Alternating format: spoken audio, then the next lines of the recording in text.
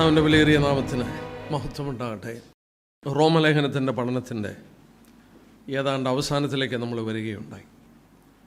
കഴിഞ്ഞ ദിവസം നാം പഠിച്ചത് 14-ാം അധ്യായത്തിൻ്റെ 1-ാം വാക്യം തുടങ്ങി 15-ാം അധ്യായത്തിൻ്റെ 7-ാം വാക്യം വരെയാണ്.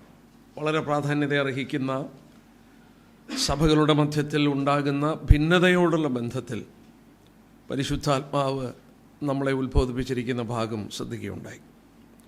ആ ഭാഗം വിടുകയാണ്. ഇനി നമ്മൾ ഈ 15-ാം അധ്യായത്തിൻ്റെ 8 തൊട്ട് 16-ാം അധ്യായത്തിൻ്റെ 27 വരെ അല്ലെങ്കിൽ അവസാനം വരെയുള്ള ഭാഗം അവസാനത്തെ സെക്ഷനാണ്, കൺക്ലൂഡിങ് സെക്ഷനാണ്. ദൈവകൃപയാൽ റോമലേഖനത്തിൻ്റെ പഠനം അങ്ങനെ അവസാനിപ്പിക്കാം. ഇന്ന് 15-ാം അധ്യായം ബാക്കി ഭാഗം നമുക്ക് തീർക്കാം. മറ്റൊരു ക്ലാസ്സിൽ 16-ാം അധ്യായം കൂടെ തീർക്കാനായിട്ട് ശ്രമിക്കാം. വളരെ പ്രാർത്ഥനയോടുകൂടെ നമുക്ക് ഈ ഭാഗത്തിലേക്ക് പ്രവേശിക്കാം. ഈ 8 തൊട്ട് 16-ാം അധ്യായത്തിൻ്റെ അവസാനം വരെയുള്ള വാക്യങ്ങൾ വായിക്കുമ്പോൾ ഒരു കീ വേർഡ് ഈ 2 അധ്യായങ്ങളിലും മുന്തി നിൽക്കുന്നത് കാണാൻ സാധിക്കും. ഒരു പ്രത്യേക വാക്ക്. ആ വാക്കിനുള്ള ബന്ധത്തിൽ ഇവിടുത്തെ പലവിധമായ കാര്യങ്ങൾ നമുക്ക് ഗ്രഹിക്കാനായിട്ട് സാധിക്കും. ആ വാക്ക് ശുശ്രൂഷ, മിനിസ്ട്രി എന്ന വാക്കാണ്.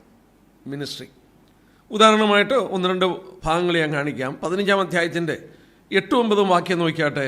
പിതാക്കന്മാർക്ക് ലഭിച്ച വാഗ്ദത്തങ്ങളെ ഉറപ്പിക്കേണ്ടതിന് ക്രിസ്തു ദൈവത്തിൻ്റെ സത്യനിമിത്തം പരിച്ഛേദനയ്ക്ക് ശുശ്രൂഷക്കാരനായി തീർന്നു. 25-ാം വാക്യം നോക്കിയാട്ടെ. വീണ്ടും അവിടെ വായിക്കുന്നു, ഇപ്പോഴോ ഞാൻ വിശുദ്ധന്മാർക്ക് ശുശ്രൂഷ ചെയ്യുവാൻ യെരുശലേമിലേക്ക് യാത്രയാകുന്നു. 31-ാം വാക്യവും ഇംഗ്ലീഷ് ബൈബിളിൽ വായിച്ചാൽ അവിടെ നമ്മൾ വായിക്കുന്നുണ്ട്. ഇംഗ്ലീഷ് ബൈബിളിൽ മൈ സർവീസ് എന്നാണ്, എൻ്റെ ശുശ്രൂഷ എന്നാണ് വേഴ്സസ് 31. 16-ാം അധ്യായത്തിൻ്റെ 1-ാം വാക്യം നോക്കിയാൽ നമ്മുടെ സഹോദരിയും ക്രങ്കരയ സഭയിലെ ശുശ്രൂഷക്കാരത്തിയുമായ ഫെബ. അപ്പോൾ ഈ 2 അധ്യായത്തിൽ മുന്തി നിൽക്കുന്ന ഒരു പ്രത്യേക വാക്കാണ് ശുശ്രൂഷ അല്ലെങ്കിൽ മിനിസ്ട്രി എന്ന വാക്ക്. പൗലോസിൻ്റെ മിനിസ്ട്രിയെക്കുറിച്ചും വ്യക്തികൾ കർത്താവിന് വേണ്ടി നടത്തുന്ന ശുശ്രൂഷയെക്കുറിച്ചും സഭകളായി നടത്തുന്ന ശുശ്രൂഷകളെക്കുറിച്ചും ഒക്കെ നമുക്ക് ഈ ഭാഗങ്ങളിൽ കാണാൻ സാധിക്കും. വളരെയധികം ആശയങ്ങൾ നമുക്കതോടുള്ള ബന്ധത്തിൽ ശ്രദ്ധിക്കാനായിട്ട് സാധിക്കും.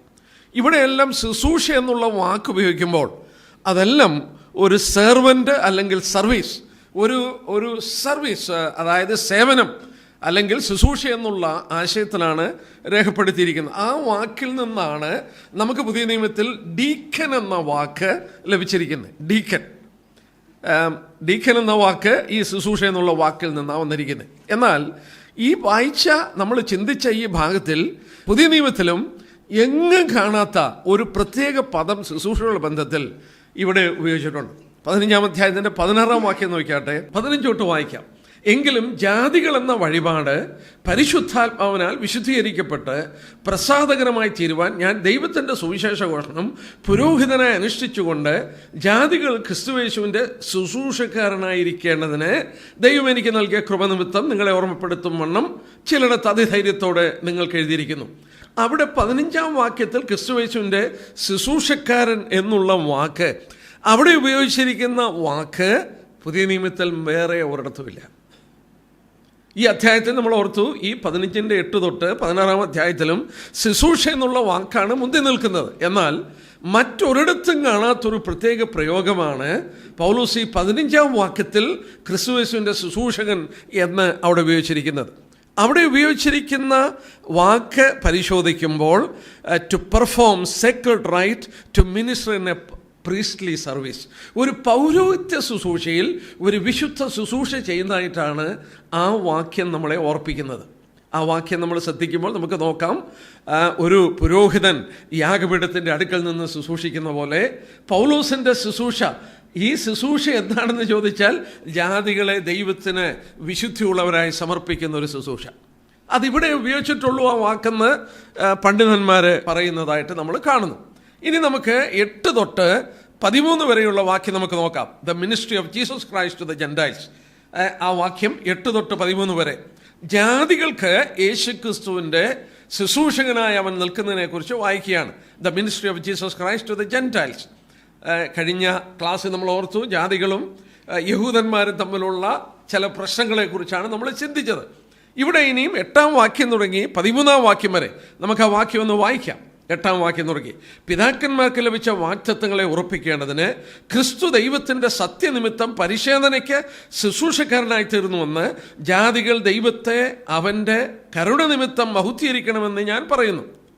10-ാം വാക്യം, അതുകൊണ്ട് ഞാൻ ജാതികളുടെ ഇടയിൽ നിന്നെ വാഴ്ത്തി നിന്റെ നാമത്തിന് സ്തുതി പാടുമെന്ന് എഴുതിയിരിക്കുന്നുവല്ലോ. മറ്റൊരിടത്ത് ജാതികളെ അവൻ്റെ ജനത്തോട് ഒന്നിച്ചാനന്ദിപ്പീനെന്നും പറയുന്നു. സകല ജാതികളുമായുള്ളവരെ കർത്താവിനെ സ്തുതിപ്പീൻ, സകല വംശങ്ങളും അവനെ സ്തുതിക്കട്ടെ എന്ന് എഴുതിയിരിക്കുന്നു. 12-ാം വാക്യം, ഈശായുടെ പേരും ജാതികളെ ഭരിപ്പാൻ എഴുന്നേൽക്കുന്നവനുമായവൻ ഉണ്ടാകും, അവനിൽ ജാതികൾ പ്രത്യാശ വെക്കും എന്ന് യെശയ്യാവ് പറയുന്നു. എന്നാൽ പ്രത്യാശ നൽകുന്ന ദൈവം പരിശുദ്ധാത്മാവിന്റെ ശക്തിയാൽ നിങ്ങൾ പ്രത്യാശയിൽ സമൃദ്ധിയുള്ളവരായി വിശ്വസിക്കുന്നതിലുള്ള സകല സന്തോഷവും സമാധാനം കൊണ്ട് നിങ്ങളെ നിറയ്ക്കുമാറാകട്ടെ. നമ്മൾ ഓർത്തതുപോലെ ഈ ഭാഗം ജാതികളുള്ള ബന്ധത്തിൽ യേശുക്രിസ്തുവിൻ്റെ ശുശ്രൂഷയെക്കുറിച്ച് നമ്മൾ വായിക്കുകയാണ്. നോക്കുക, ശുശ്രൂഷകളുടെ supreme example is Jesus Christ. ശുശ്രൂഷയുടെ ഏറ്റവും മഹത്വപൂർണമായ ദൃഷ്ടാന്തം യേശുക്രിസ്തുവാണ് എന്നുള്ളത് നമുക്ക് അറിയാം. നമ്മൾ ലൂക്കോസ് 22:27 വായിക്കുന്നുണ്ട്, ഞാനോ നിങ്ങളുടെ ഇടയിൽ ശുശ്രൂഷിക്കുന്നതിനെ പോലെയാകുന്നു. യേശുക്രിസ്തു ദൈവപുത്രനാണ്.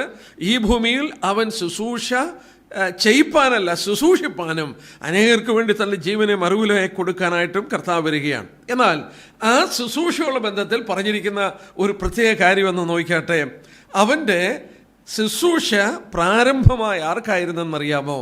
യഹൂദന്മാർക്കായിരുന്നു. 8-ാം വാക്യം നോക്കിയാട്ടെ, പിതാക്കന്മാർക്ക് ലഭിച്ച വാഗ്ദത്തങ്ങളെ ഉറപ്പിക്കേണ്ടതിന് ക്രിസ്തു ദൈവത്തിൻ്റെ സത്യനിമിത്തം പരിശോധനയ്ക്ക് ശുശ്രൂഷക്കാരനായി തീർന്നു. പരിശോധന എന്ന് പറയുന്നത് യഹൂദനെ കുറിച്ചാണ്. അഗ്രചർമ്മികൾ എന്ന് പറയുന്നത് യഹൂദന്മാരല്ലാത്തവരാണ് അഗ്രചർമ്മികൾ. എന്നാൽ ഇവിടെ പരിശോധന ഏറ്റിട്ടുള്ളവർ യഹൂദന്മാരാണ്. ക്രിസ്തു ആരുടെ ശുശ്രൂഷക്കാരനായി? പരിശോധനയ്ക്ക് ശുശ്രൂഷക്കാരനായി തീർന്നു. അപ്പോൾ യേശുക്രിസ്തുവിൻ്റെ ശുശ്രൂഷ പ്രാരംഭമായി നമ്മൾ തിരുവചനത്തിലൂടെ മനസ്സിലാക്കിയിട്ടുള്ളതാണ് യഹൂദന്മാരോടുള്ള ബന്ധത്തിലാണ്. യഹൂദന്മാരെ ശുശ്രൂഷിച്ച് അവരുടെ ത്രൂതം ജെൻറ്റൈൽസ് ജാതികൾ ശുശ്രൂഷിക്കപ്പെടണം എന്ന് കർത്താവ് ആഗ്രഹിച്ചു. ഇവിടെ നോക്കുക, ഇവിടെ പറഞ്ഞിരിക്കുന്ന ഈ പ്രമാണം ബൈബിളിൽ നമ്മൾ നേരത്തെ ശ്രദ്ധിച്ചതാണ്.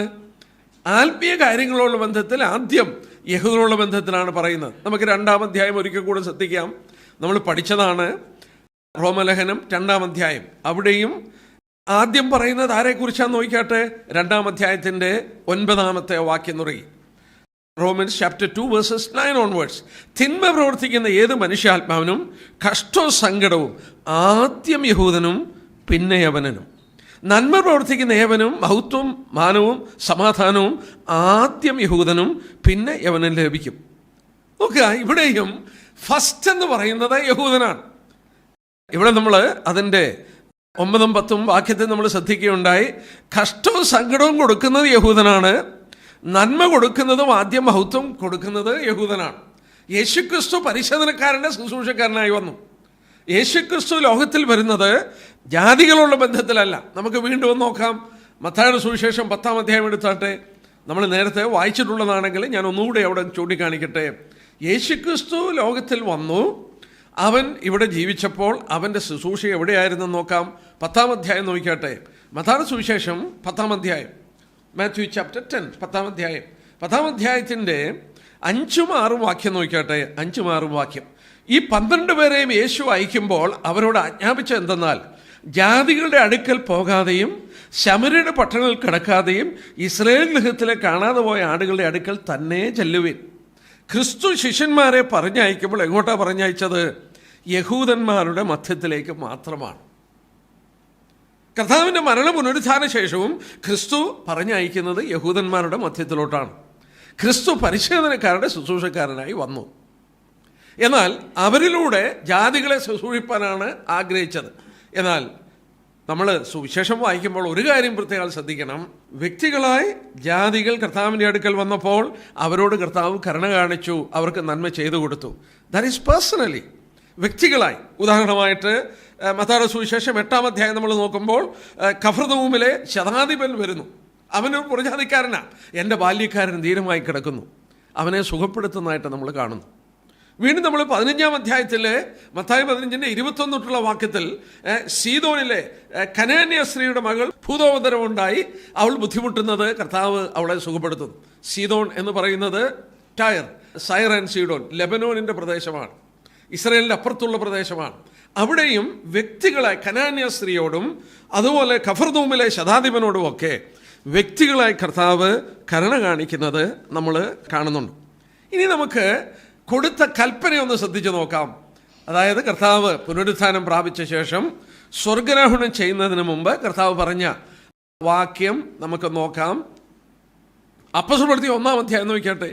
ആക്ട്സ് ചാപ്റ്റർ 1, അപ്പോസ്തലപ്രവൃത്തി 1-ാം അധ്യായം. അപ്പോസ്തലപ്രവൃത്തി 1-ാം അധ്യായം അതിൻ്റെ 8-ാം വാക്യം പ്രസിദ്ധമായ വാക്യമാണ്, എങ്കിലും നമുക്കൊന്ന് വായിക്കാം. എന്നാൽ പരിശുദ്ധാത്മാവ് നിങ്ങളുടെ മേൽ വരുമ്പോൾ നിങ്ങൾ ശക്തി ലഭിച്ചിട്ട് യെരുശലേമിലും യഹൂദയിലും എല്ലായിടത്തും ശമര്യയിലും ഭൂമിയുടെ അറ്റത്തോളം എൻ്റെ സാക്ഷികളാകും. നോക്കിയ സർക്കിള്, യെരുശലേമിലും യഹൂദയിലും ശമര്യയിലും ഭൂമിയുടെ അറ്റത്തോളം. അപ്പോൾ കർത്താവിൻ്റെ ആഗ്രഹം നോക്കുക, യെരുശലേമിൽ ആരംഭിച്ച് യഹൂദയിലെത്തി, അവിടുന്ന് ശമര്യയിലെത്തി, അവിടുന്ന് ഭൂമിയുടെ അറ്റത്തോളം കടന്നു ചെല്ലണം. ഇനി നമ്മൾ അല്പം സീരിയസ് ആയിട്ട് നോക്കുകയാണെങ്കിൽ അപ്പോസ്തല പ്രവൃത്തികൾ എടുത്താൽ നാം പലപ്പോഴും ചിന്തിച്ചിട്ടുള്ള പോലെ സഭയുടെ ആദ്യത്തെ 30 വർഷത്തിൻ്റെ ചരിത്രം കാണുന്നു, അപ്പോസ്തലന്മാരുടെ പ്രവൃത്തികൾ കാണുന്നു. അതിൽ നമ്മൾ എടുത്തു നോക്കിയാൽ ആദ്യത്തെ 7 ചാപ്റ്റർ, ആക്ട്സ് ചാപ്റ്റർ 1 to 7, ആദ്യത്തെ 7 അധ്യായം നമ്മൾ പരിശോധിച്ചാൽ എവിടെയായിരുന്നു ശുശ്രൂഷ? യഹൂദനോടാണ് ശുശ്രൂഷിച്ചത്. അപ്പോസ്തല പ്രവൃത്തി 1-ാം അധ്യായം തുടങ്ങി 7-ാം അധ്യായം വരെ യഹൂദനോടുള്ള ബന്ധത്തിൽ മാത്രമാണ് ശുശ്രൂഷ. 8-ാം അധ്യായത്തിൽ വരുമ്പോഴോ നോക്കിയാട്ടെ, 8-ാം അധ്യായം, 8-ാം അധ്യായത്തിൻ്റെ 14-ാം വാക്യം, അനന്തരം യെരുശലേമിലുള്ള അപ്പോസ്തലന്മാർ ശമര്യർ ദൈവവചനം കൈക്കൊണ്ടു. നോക്കുക, യെരുശലേമിലും യഹൂദയിലും ശമര്യയിലും. അപ്പോൾ ശമര്യയിലോട്ട് കടന്നു ചെല്ലുന്നത് 8-ാം അധ്യായത്തിൽ. ഇനി 10-ാം അധ്യായത്തിൽ കടന്നു വരുമ്പോഴോ, 10-ാം അധ്യായം നോക്കിയാട്ടെ. 10-ാം അധ്യായത്തിൽ കടന്നു വരുമ്പോൾ ആരുടെ ഭവനത്തിലോട്ട് പത്രോസിനെ അയക്കുക? കൊർന്നല്യോസിൻ്റെ വീട്ടിലോട്ട് അയക്കുക. കൊർന്നല്യോസ് ആരാണ്? പുറജാതിക്കാരനാണ്. Went to a gentile. അവിടെ പോകുവാൻ പത്രോസ് മണി കാണിച്ചു. ദൈവം ശുദ്ധീകരിച്ചതിനെ മല്ലമെന്ന് നീ വിചാരിക്കരുത്. അപ്പോൾ അപ്പോസ്തല പ്രവൃത്തികളിൽ നമ്മൾ ശ്രദ്ധിച്ചാൽ, ഈ അപ്പോസ്തലന്മാരുടെ പ്രവൃത്തി നോക്കിയാൽ ആദ്യത്തെ 7 അധ്യായം യഹൂദന്മാരുടെ മധ്യത്തിൽ മാത്രം. 8-ാം അധ്യായത്തിൽ കടന്നു വരുമ്പോൾ ശമര്യരുടെ അടുക്കലേക്ക് സുവിശേഷം ചെല്ലുന്നു. പിന്നീട് നമ്മൾ നോക്കുമ്പോൾ 10-ാം അധ്യായത്തിൽ കടന്നു വരുമ്പോൾ പുറജാതികളുടെ അടുക്കലേക്ക് ചെല്ലുന്നു. പിന്നെ നമ്മൾ നോക്കിയാൽ 13-ാം അധ്യായം തുടങ്ങി നോക്കാം. 13-ാം അധ്യായം തുടങ്ങി നോക്കിയാൽ എന്താണെന്നറിയാമോ? ഭൂമിയുടെ അറ്റത്തോളം സുവിശേഷം പോവുകയാണ്. 13-ാം അധ്യായത്തിൻ്റെ ആദ്യത്തെ 2 വാക്യം അവിടെ നമ്മൾ വായിക്കുന്നു, അന്ത്യോക്യയിലെ സഭ അപ്പോസ്തലനായ പൗലോസിനെയും ബർന്നബാസിനെയും അവരെ ഈ സുവിശേഷ വേലയ്ക്ക് വേണ്ടി വേർതിരിച്ച് ഉപവസിച്ച് പ്രാർത്ഥിച്ച് അവരെ വേർതിരിച്ച് അയക്കുകയാണ്. അവർ സുവിശേഷവുമായി ഭൂമിയുടെ അറ്റത്തോളം പോവുകയാണ്. അപ്പോൾ നമ്മൾ അപ്പോസ്തല പ്രവൃത്തി പഠിക്കുമ്പോൾ ഈ ആക്ട്സ് ചാപ്റ്റർ 1:8, അപ്പോസ്തല പ്രവൃത്തി 1-ാം അധ്യായത്തിൻ്റെ 8-ാം വാക്യത്തിൻ്റെ അതിൻ്റെ വളർച്ച നമുക്ക് ഇങ്ങനെ കാണാനായിട്ട് സാധിക്കുന്നു.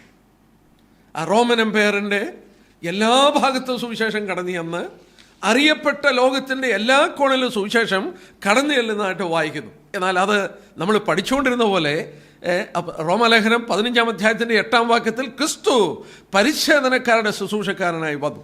നമുക്കതിൻ്റെ ആശയം മനസ്സിലായി. ഇനി 8-ാം വാക്യം ശ്രദ്ധിക്കുമ്പോൾ പിതാക്കന്മാർക്ക് ലഭിച്ച വാഗ്ദത്തങ്ങളെ ഉറപ്പിക്കേണ്ടതിന് ക്രിസ്തു ദൈവത്തിൻ്റെ സത്യനിമിത്തം പരിശോധനക്കാരുടെ ശുശ്രൂഷക്കാരനായി പിതാക്കന്മാരോട് ചെയ്ത വാഗ്ദത്തം ഉറപ്പിക്കണം. ഉദാഹരണമായിട്ട് അബ്രഹാമിനോട് പറഞ്ഞു, നിന്നിൽ ഭൂമിയിലെ സകല സന്തതികളും അനുഗ്രഹിക്കപ്പെടും. നിന്നിൽ ഭൂമിയിലെ സകല സന്തതികളും അനുഗ്രഹിക്കപ്പെടും. എവിടെയാണ് നിവർത്തിക്കപ്പെട്ടത്? അബ്രഹാമിൻ്റെ വംശപാരമ്പര്യയിൽ അല്ലെങ്കിൽ വംശാവലിയിൽ.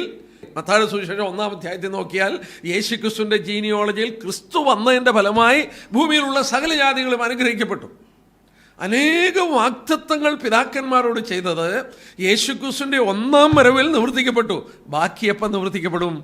അവൻ്റെ 2-ാം വരവിൽ നിവർത്തിക്കപ്പെടും. അപ്പോൾ പിതാക്കന്മാരോട് ചെയ്ത, നമ്മളിവിടെ വായിച്ച പോലെ പിതാക്കന്മാർക്ക് ലഭിച്ച വാഗ്ദത്തങ്ങളെ ഉറപ്പിക്കേണ്ടത് അല്ലെങ്കിൽ നിവർത്തിക്കേണ്ടതിന് ക്രിസ്തു വന്ന് അബ്രഹാമിലൂടെ നൽകപ്പെട്ട വാഗ്ദത്തങ്ങൾ, പിതാക്കന്മാർക്ക് നൽകിയ വാഗ്ദത്തങ്ങൾ നിവർത്തിക്കപ്പെട്ടു. എന്നാൽ ഇനിയുമുണ്ട് വാഗ്ദത്തങ്ങൾ നിവർത്തിക്കപ്പെടാൻ. ഉദാഹരണമായിട്ട് അവരുടെ ലാൻഡ് ഉൽപ്പത്തി പുസ്തകത്തിൽ വായിക്കുന്നുണ്ട്. അതിൻ്റെ 15-ാം അധ്യായത്തിൽ വരുമ്പോൾ ബോർഡർ പറയുന്നുണ്ട്, യൂഫ്രട്ടസ് നദി മുതൽ ഈജിപ്തിലൂടെ ഒഴുകുന്ന നദി വരെ 2 നദികളുടെ ഇടയിലുള്ള സ്ഥലം നിനക്ക് തന്നിരിക്കുകയാണ് നിന്റെ സന്തതിക്ക്. ചരിത്രത്തിൽ ഇന്നുവരെ നടന്നിട്ടില്ല. യൂഫ്രട്ടസ് നദി ഒഴുകുന്നത് ഇറാഖിലൂടെയാണ്. ആ ഇറാഖിൻ്റെ പ്രദേശം തൊട്ട് ഈജിപ്തിൻ്റെ നദി ഒഴുകുന്നത് വരെയുള്ള സ്ഥലം നൈൽ നദിയാണെന്ന് ചിന്തിച്ചോ. ഈ 2 നദികളുടെ മധ്യത്തിലുള്ള സ്ഥലങ്ങൾ ഇന്നുവരെ വാഗ്ദത്തം ചെയ്തതാ. ഉൽപ്പത്തി പുസ്തകം 15-ാം അധ്യായത്തിൽ രക്ത ഉടമ്പടി ചെയ്തതാ. മൃഗങ്ങളെ പിളർന്നു വെച്ച് അതിൻ്റെ നടുവിലൂടെ തീപ്പന്തമായ ദൈവം കടന്നുപോയി അബ്രാഹാമിനോട് വാഗ്ദത്തം ചെയ്തു. അത് നിവർത്തിക്കപ്പെട്ടിട്ടില്ല. അപ്പോൾ പിതാക്കന്മാരോട് ചെയ്ത വാഗ്ദത്തങ്ങൾ ഉറപ്പിച്ചു, പലതും നിവർത്തിക്കപ്പെട്ടു. ബാക്കി യേശുക്രിസ്തുവിൻ്റെ മടങ്ങിവരവിൽ നടക്കും, സെക്കൻഡ് കമ്മിങ്. എന്നാൽ ഇത് പറയുമ്പോഴൊക്കെ മനുഷ്യൻ്റെ മനസ്സിൽ അങ്കുരിക്കുന്നൊരു ചോദ്യം, നേരത്തെ നമ്മൾ ചിന്തിച്ചു അത്. എന്നാൽ ആ ചോദ്യം എന്താണ്? Is God selfish emphasising the juice? ദൈവം യഹൂദരോട് മാത്രം ഇങ്ങനെ ആനുകൂല്യം കാണിക്കുന്നതിൽ എന്തെങ്കിലും ദൈവത്തിൻ്റെ ഒരു സെൽഫിഷ്നെസ് ആണോ എന്നൊരു ചിന്ത വരും. അല്ല. എന്താ ഈ യഹൂദനോട് ഇങ്ങനെ ഒരു പ്രത്യേകത ദൈവം കാണിച്ചത്? 2 വാക്യം ഞാനൊന്ന് കാണിച്ചോട്ടെ. യെശയ്യാ പ്രവചനം ഒന്ന് എടുത്താട്ടെ. യെശയ്യാ പ്രവചനം 43-ാം അധ്യായം. അത് ഒരുപാട് നമ്മോട് സംസാരിക്കുന്ന ഭാഗങ്ങളാണ്. യെശയ്യാ പ്രവചനം 43-ാം അധ്യായത്തിൻ്റെ 10-ാം വാക്യം നോക്കിയാട്ടെ. യഹൂദനോട് പറയുന്നതാണ്, നിങ്ങൾ അറിഞ്ഞെന്നെ വിശ്വസിക്കുകയും ഞാനാകുന്നു എന്ന് ഗ്രഹിക്കുകയും ചെയ്യേണ്ടതിന് നിങ്ങൾ എൻ്റെ സാക്ഷികൾ, ഞാൻ തിരഞ്ഞെടുത്തിരിക്കുന്ന എൻ്റെ ദാസൻ.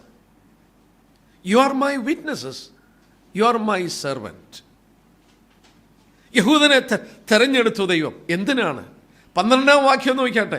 നിങ്ങളുടെ ഇടയിൽ ഒരു അന്യദേവനല്ല, ഞാൻ തന്നെ പ്രസ്താവിക്കുകയും രക്ഷിക്കുകയും കേൾപ്പിക്കുകയും ചെയ്തു, അതുകൊണ്ട് നിങ്ങൾ എൻ്റെ സാക്ഷികൾ. U are my witness. 44-ാം അധ്യായത്തിൻ്റെ 8-ാം വാക്യം. നിങ്ങൾ ഭയപ്പെടേണ്ട, പേടിക്കുകയും വേണ്ട, പണ്ട് തന്നെ ഞാൻ നിന്നോട് പ്രസ്താവിക്കുകയും കേൾപ്പിച്ചിട്ടില്ലയോ? നിങ്ങൾ എൻ്റെ സാക്ഷികളാകുന്നു. ഞാനല്ലാതെ ഒരു ദൈവമുണ്ടോ? ഒരു പാറയുമില്ല. ദൈവം ആവർത്തിച്ച് യഹൂദനോട് പറയുകയാണ്, U are my witness, U are my servant. ഞാൻ നേരത്തെ ഓർപ്പിച്ചിട്ടുണ്ട്, അവർക്ക് കൊടുത്ത ഭൂപ്രദേശം ഭൂമിയുടെ മധ്യഭാഗമാണ്. എസെക്കിയേൽ 5:5, എസെക്കിയേൽ 38:12, യെശയ്യാ 19:24 സെൻട്രൽ പ്ലേസ് ആണ്. ദൈവത്തിൻ്റെ ഹൃദയത്തിൽ എന്തുകൊണ്ട് അത് കുറിച്ചിട്ട് അവർക്ക് ഈ ഭൂമിയുടെ സെൻട്രൽ പാർട്ട് കൊടുത്തു? U are my witness. ഭൂമിയുടെ മധ്യഭാഗത്ത് നിന്ന് ലോകത്തിൻ്റെ 4 കോണിലോട്ടും ദൈവത്തെ സാക്ഷിപ്പാൻ, ദൈവത്തിൻ്റെ പ്രകാശം പരത്തിക്കൊടുപ്പാൻ അവർക്ക് ദൈവം ആ മധ്യഭാഗം കൊടുത്തു. നാം ഓർക്കണം, ദൈവം മാനവരാശിയെ എല്ലാം സ്നേഹിച്ചുകൊണ്ടാണ് ഈ യഹൂദനോട് പ്രത്യേകം ഇങ്ങനെ കരുണ കാണിച്ച് യഹൂദനിലൂടെ ഇന്ന് നോക്കിയ ലോകത്തിൽ ആരാ സാക്ഷികൾ? അവരെ മാറ്റിയിട്ടപ്പോൾ നമ്മളെ കർത്താവിൻ്റെ സാക്ഷികളാക്കി. ആ കമ്മീഷൻ തൻ്റെ ജനത്തിന് കൊടുക്കുന്നത്, നിങ്ങൾ ഭൂമിയുടെ അറ്റത്തോളം പോയി എൻ്റെ സാക്ഷികളാകുക. So we are his witnesses. നമ്മൾ ഇന്ന് അവൻ്റെ സാക്ഷികളാണ്. എന്നാൽ ഒരു തർക്കവുമില്ല. ശമര്യക്കാരത്തി സ്ത്രീയോട് സംസാരിക്കുമ്പോൾ കർത്താവ് പറഞ്ഞു, യോഹന്നാന്റെ സുവിശേഷം 4-ാം അധ്യായത്തിൻ്റെ 22-ാം വാക്യത്തിൽ വളരെ വ്യക്തമായി പറഞ്ഞു, രക്ഷ യഹൂദന്മാരിൽ നിന്നാണ്. Salvation is of juice. രക്ഷ യഹൂദനിൽ നിന്നാണ്. ദൈവിക പദ്ധതിയിൽ ജാതികളെ തള്ളിക്കളയുകയല്ല, എന്നാൽ യഹൂദനിലൂടെ ഈ നന്മകൾ അവർ അനുഭവിക്കണമെന്നുള്ളത് കർത്താവ് ആഗ്രഹിച്ചു. ഇനി നമുക്ക് വിഷയത്തിലേക്ക് വരാം.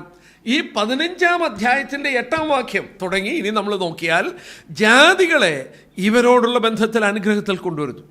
എൻ്റെ പ്രിയപ്പെട്ടവരെ, ദൈവത്തിൻ്റെ ഈ പദ്ധതി ആദ്യം നമ്മൾ ഓർത്തു, ആദ്യത്തെ 7 ചാപ്റ്റർ യഹൂദന്മാരാണ്. ആദ്യത്തെ സഭ യഹൂദന്മാരേ ഉള്ളൂ.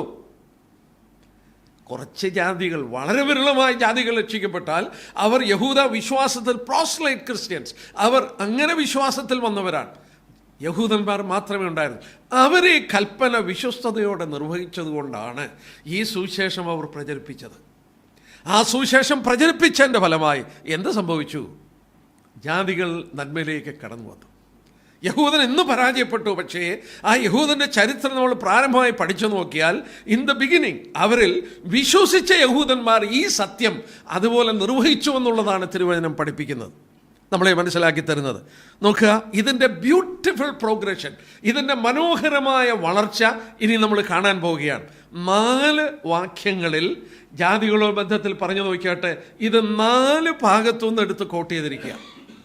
4 ഭാഗത്ത് നമ്മൾ ഓർക്കണം, പൗലോസ് ഈ ഗമാലിയേലിൻ്റെ പാദപീഠത്തിലിരുന്ന് പഠിച്ച് പഴയ നിയമ ഏടുകൾ അരച്ചു കുടിച്ച് ആ പൗലോസിൻ്റെ ചിന്തകളിൽ ജാതികളെന്ന് പറഞ്ഞാൽ ഒരിക്കലും നായ്ക്കളെന്ന് വിളിച്ചിരുന്ന, അടുക്കുവാൻ മനസ്സില്ലാതെ മാറ്റി നിർത്തിയ ജനങ്ങളെ പൗലോസ് പഴയ നിയമത്തിൻ്റെ ഏടുകളിലൂടെ കണ്ടു. ദൈവിക പദ്ധതി 4 ഭാഗങ്ങളെടുത്ത് കോട്ട് ചെയ്യുകയാണ്. ഇനി നമ്മൾ നോക്കിയാട്ടെ, റോമലേഖനം 15:9 വാക്യം നോക്കിയാട്ടെ, 9 വാക്യത്തിൻ്റെ അവസാനം, അതുകൊണ്ട് ഞാൻ ജാതികളുടെ ഇടയിൽ നിന്നെ വാഴ്ത്തി നിന്റെ നാമത്തെ സ്തുതി പാടും. പൗലോസാണ് ഇത് എഴുതുന്നത്. പൗലോസ് എവിടുന്നാണ് ഇതെടുത്ത് കോട്ട് ചെയ്തത്? സങ്കീർത്തനം 18:49. നമുക്ക് വായിച്ചു നോക്കാം. സങ്കീർത്തനം 18:49. നമ്മൾ ഓർക്കണം, ഒരു യഹൂദനായ പരീശനായ പൗലോസ് ആ ഭാഗം ചിന്തിച്ച് പഠിച്ച് എടുത്ത് കോട്ട് ചെയ്യുമ്പോൾ ഇന്ന് നമ്മുടെ കൺമുമ്പിൽ അത് റോമാലേഖനത്തിൽ എഴുതി തരികയാണ്. സങ്കീർത്തനം 18:49. 18:49 വാക്യം നോക്കിയാട്ടെ, അതുകൊണ്ട് യഹോവേ ഞാൻ ജാതികളുടെ മധ്യേ നിനക്ക് സ്തോത്രം ചെയ്യും, നിന്റെ നാമത്തെ ഞാൻ കീർത്തിക്കും. ജാതികളുടെ മധ്യേ ദൈവത്തിന് സ്തോത്രം പാടും. ഇവിടെ എടുത്ത് കോട്ട് ചെയ്തിരിക്കുന്നു നോക്കിയാട്ടെ, 10 വാക്യം, അതുകൊണ്ട് ഞാൻ ജാതികളുടെ ഇടയിൽ നിന്നെ വാഴ്ത്തി നിന്റെ നാമത്തെ സ്തുതി പാടും. പൗലോസിനാണ് ദൈവം ഈ മർമ്മം വെളിപ്പെടുത്തിയത്. എഫേസ്യലേഖനം 3-ാം അധ്യായത്തിൽ നമ്മൾ വായിക്കുന്നു, ഈ മർമ്മം മുമ്പ് വെളിപ്പെടുത്തിയിരുന്നില്ല. എന്തായിരുന്നു ആ മർമ്മം?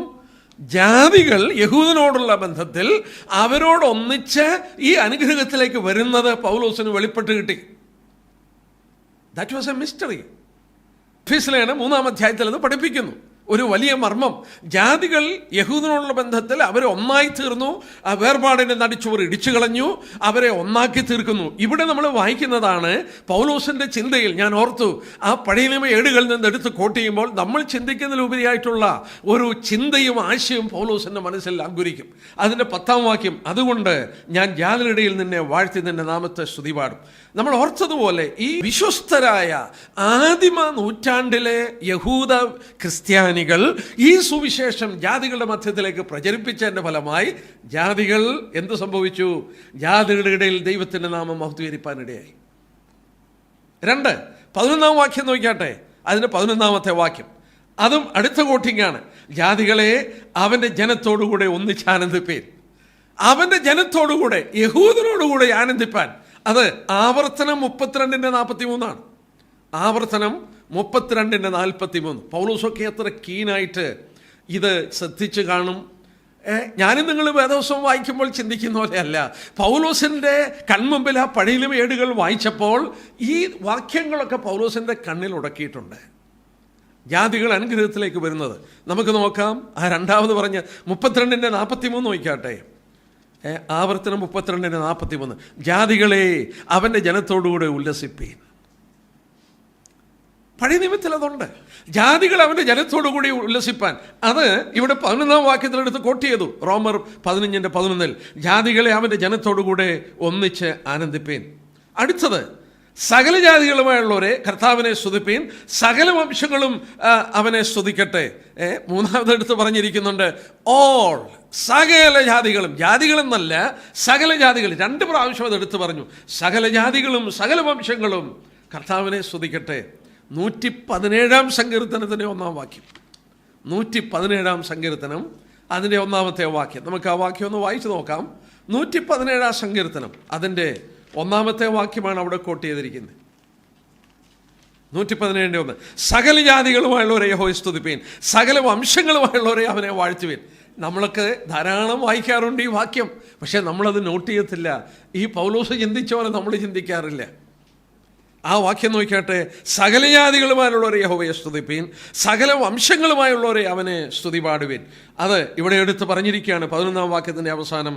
സകല ജാതികളുമായുള്ളവരെ കർത്താവിനെ സ്തുതിപ്പീൻ, സകല വംശങ്ങളും അവനെ സ്തുതിക്കട്ടെ. 12-ാം വാക്യം നോക്കിയാട്ടെ, അനദർ കോട്ടി, മറ്റൊരു ഉദ്ധരണി. ഈശായുടെ പേരും ജാതികളെ ഭരിപ്പാൻ എഴുന്നേൽക്കുന്നതിനുമായ ഉണ്ടാകും, അവനിൽ ജാതികൾ പ്രത്യാശ വെക്കും. ആ വാക്യം ഒന്നുകൂടെ നോക്കിയാട്ടെ, ഈശായുടെ പേരും ജാതികളെ ഭരിപ്പാൻ എഴുന്നേൽക്കുന്നവനുമായവനുണ്ടാകും, അവനിൽ ജാതികൾ പ്രത്യാശ വെക്കും. യെശയ്യാ 11:10 വാക്യം. നമുക്ക് ആ വാക്യം ഒന്ന് വായിച്ചു നോക്കാം. യെശയ്യാ പ്രവചനം 11:10 വാക്യം. അന്നാളിൽ വംശങ്ങൾക്ക് കൊടിയായി നിൽക്കുന്ന ഈശായി പേരായവനെ ജാതികൾ അന്വേഷിച്ചു വരും. ജാതികൾ അവനെ അന്വേഷിച്ചു വരും. ജാതികൾ അവൻ്റെ നന്മയിലേക്ക് വരും. ജാതികൾ അവൻ്റെ ജനത്തോടു കൂടി അവനെ വാഴ്ത്തും. നോക്കുക, ഇന്ന് യഹൂദനും ജാതികളും കൂടെ ചേർന്നതാണ് ദൈവസഭ. 2 കൊരിന്ത്യർ 12:13 നമുക്ക് വളരെ പരിചയമുള്ള വാക്യമാണ്. യഹൂദനെന്നും യവനനെന്നും വ്യത്യാസമില്ല. There is no distinction. ദൈവിക പദ്ധതിയിൽ ഇന്ന് ഒരു ഡിസ്റ്റിങ്ഷൻ ഇല്ല. എന്നാൽ ഒരു കാര്യം കൂടെ ഞാൻ അവിടെ നിന്ന് എടുത്തോട്ടെ. 12-ാം വാക്യത്തിൻ്റെ അവസാനം നോക്കിയാട്ടെ.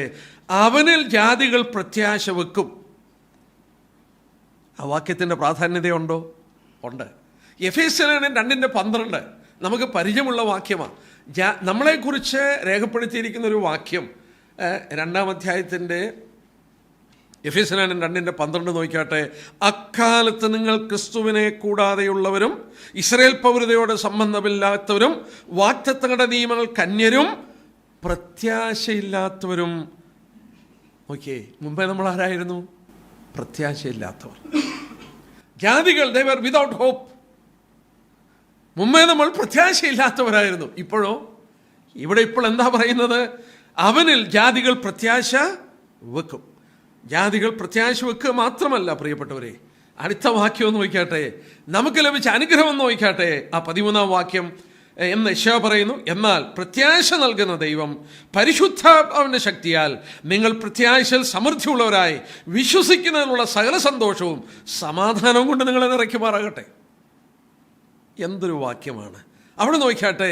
We have not only hope, അവിടെ പിന്നെന്താ പറഞ്ഞിരിക്കുന്നത്? സകല സന്തോഷവും, ജോയ്. മൂന്നാമത് സമാധാനം.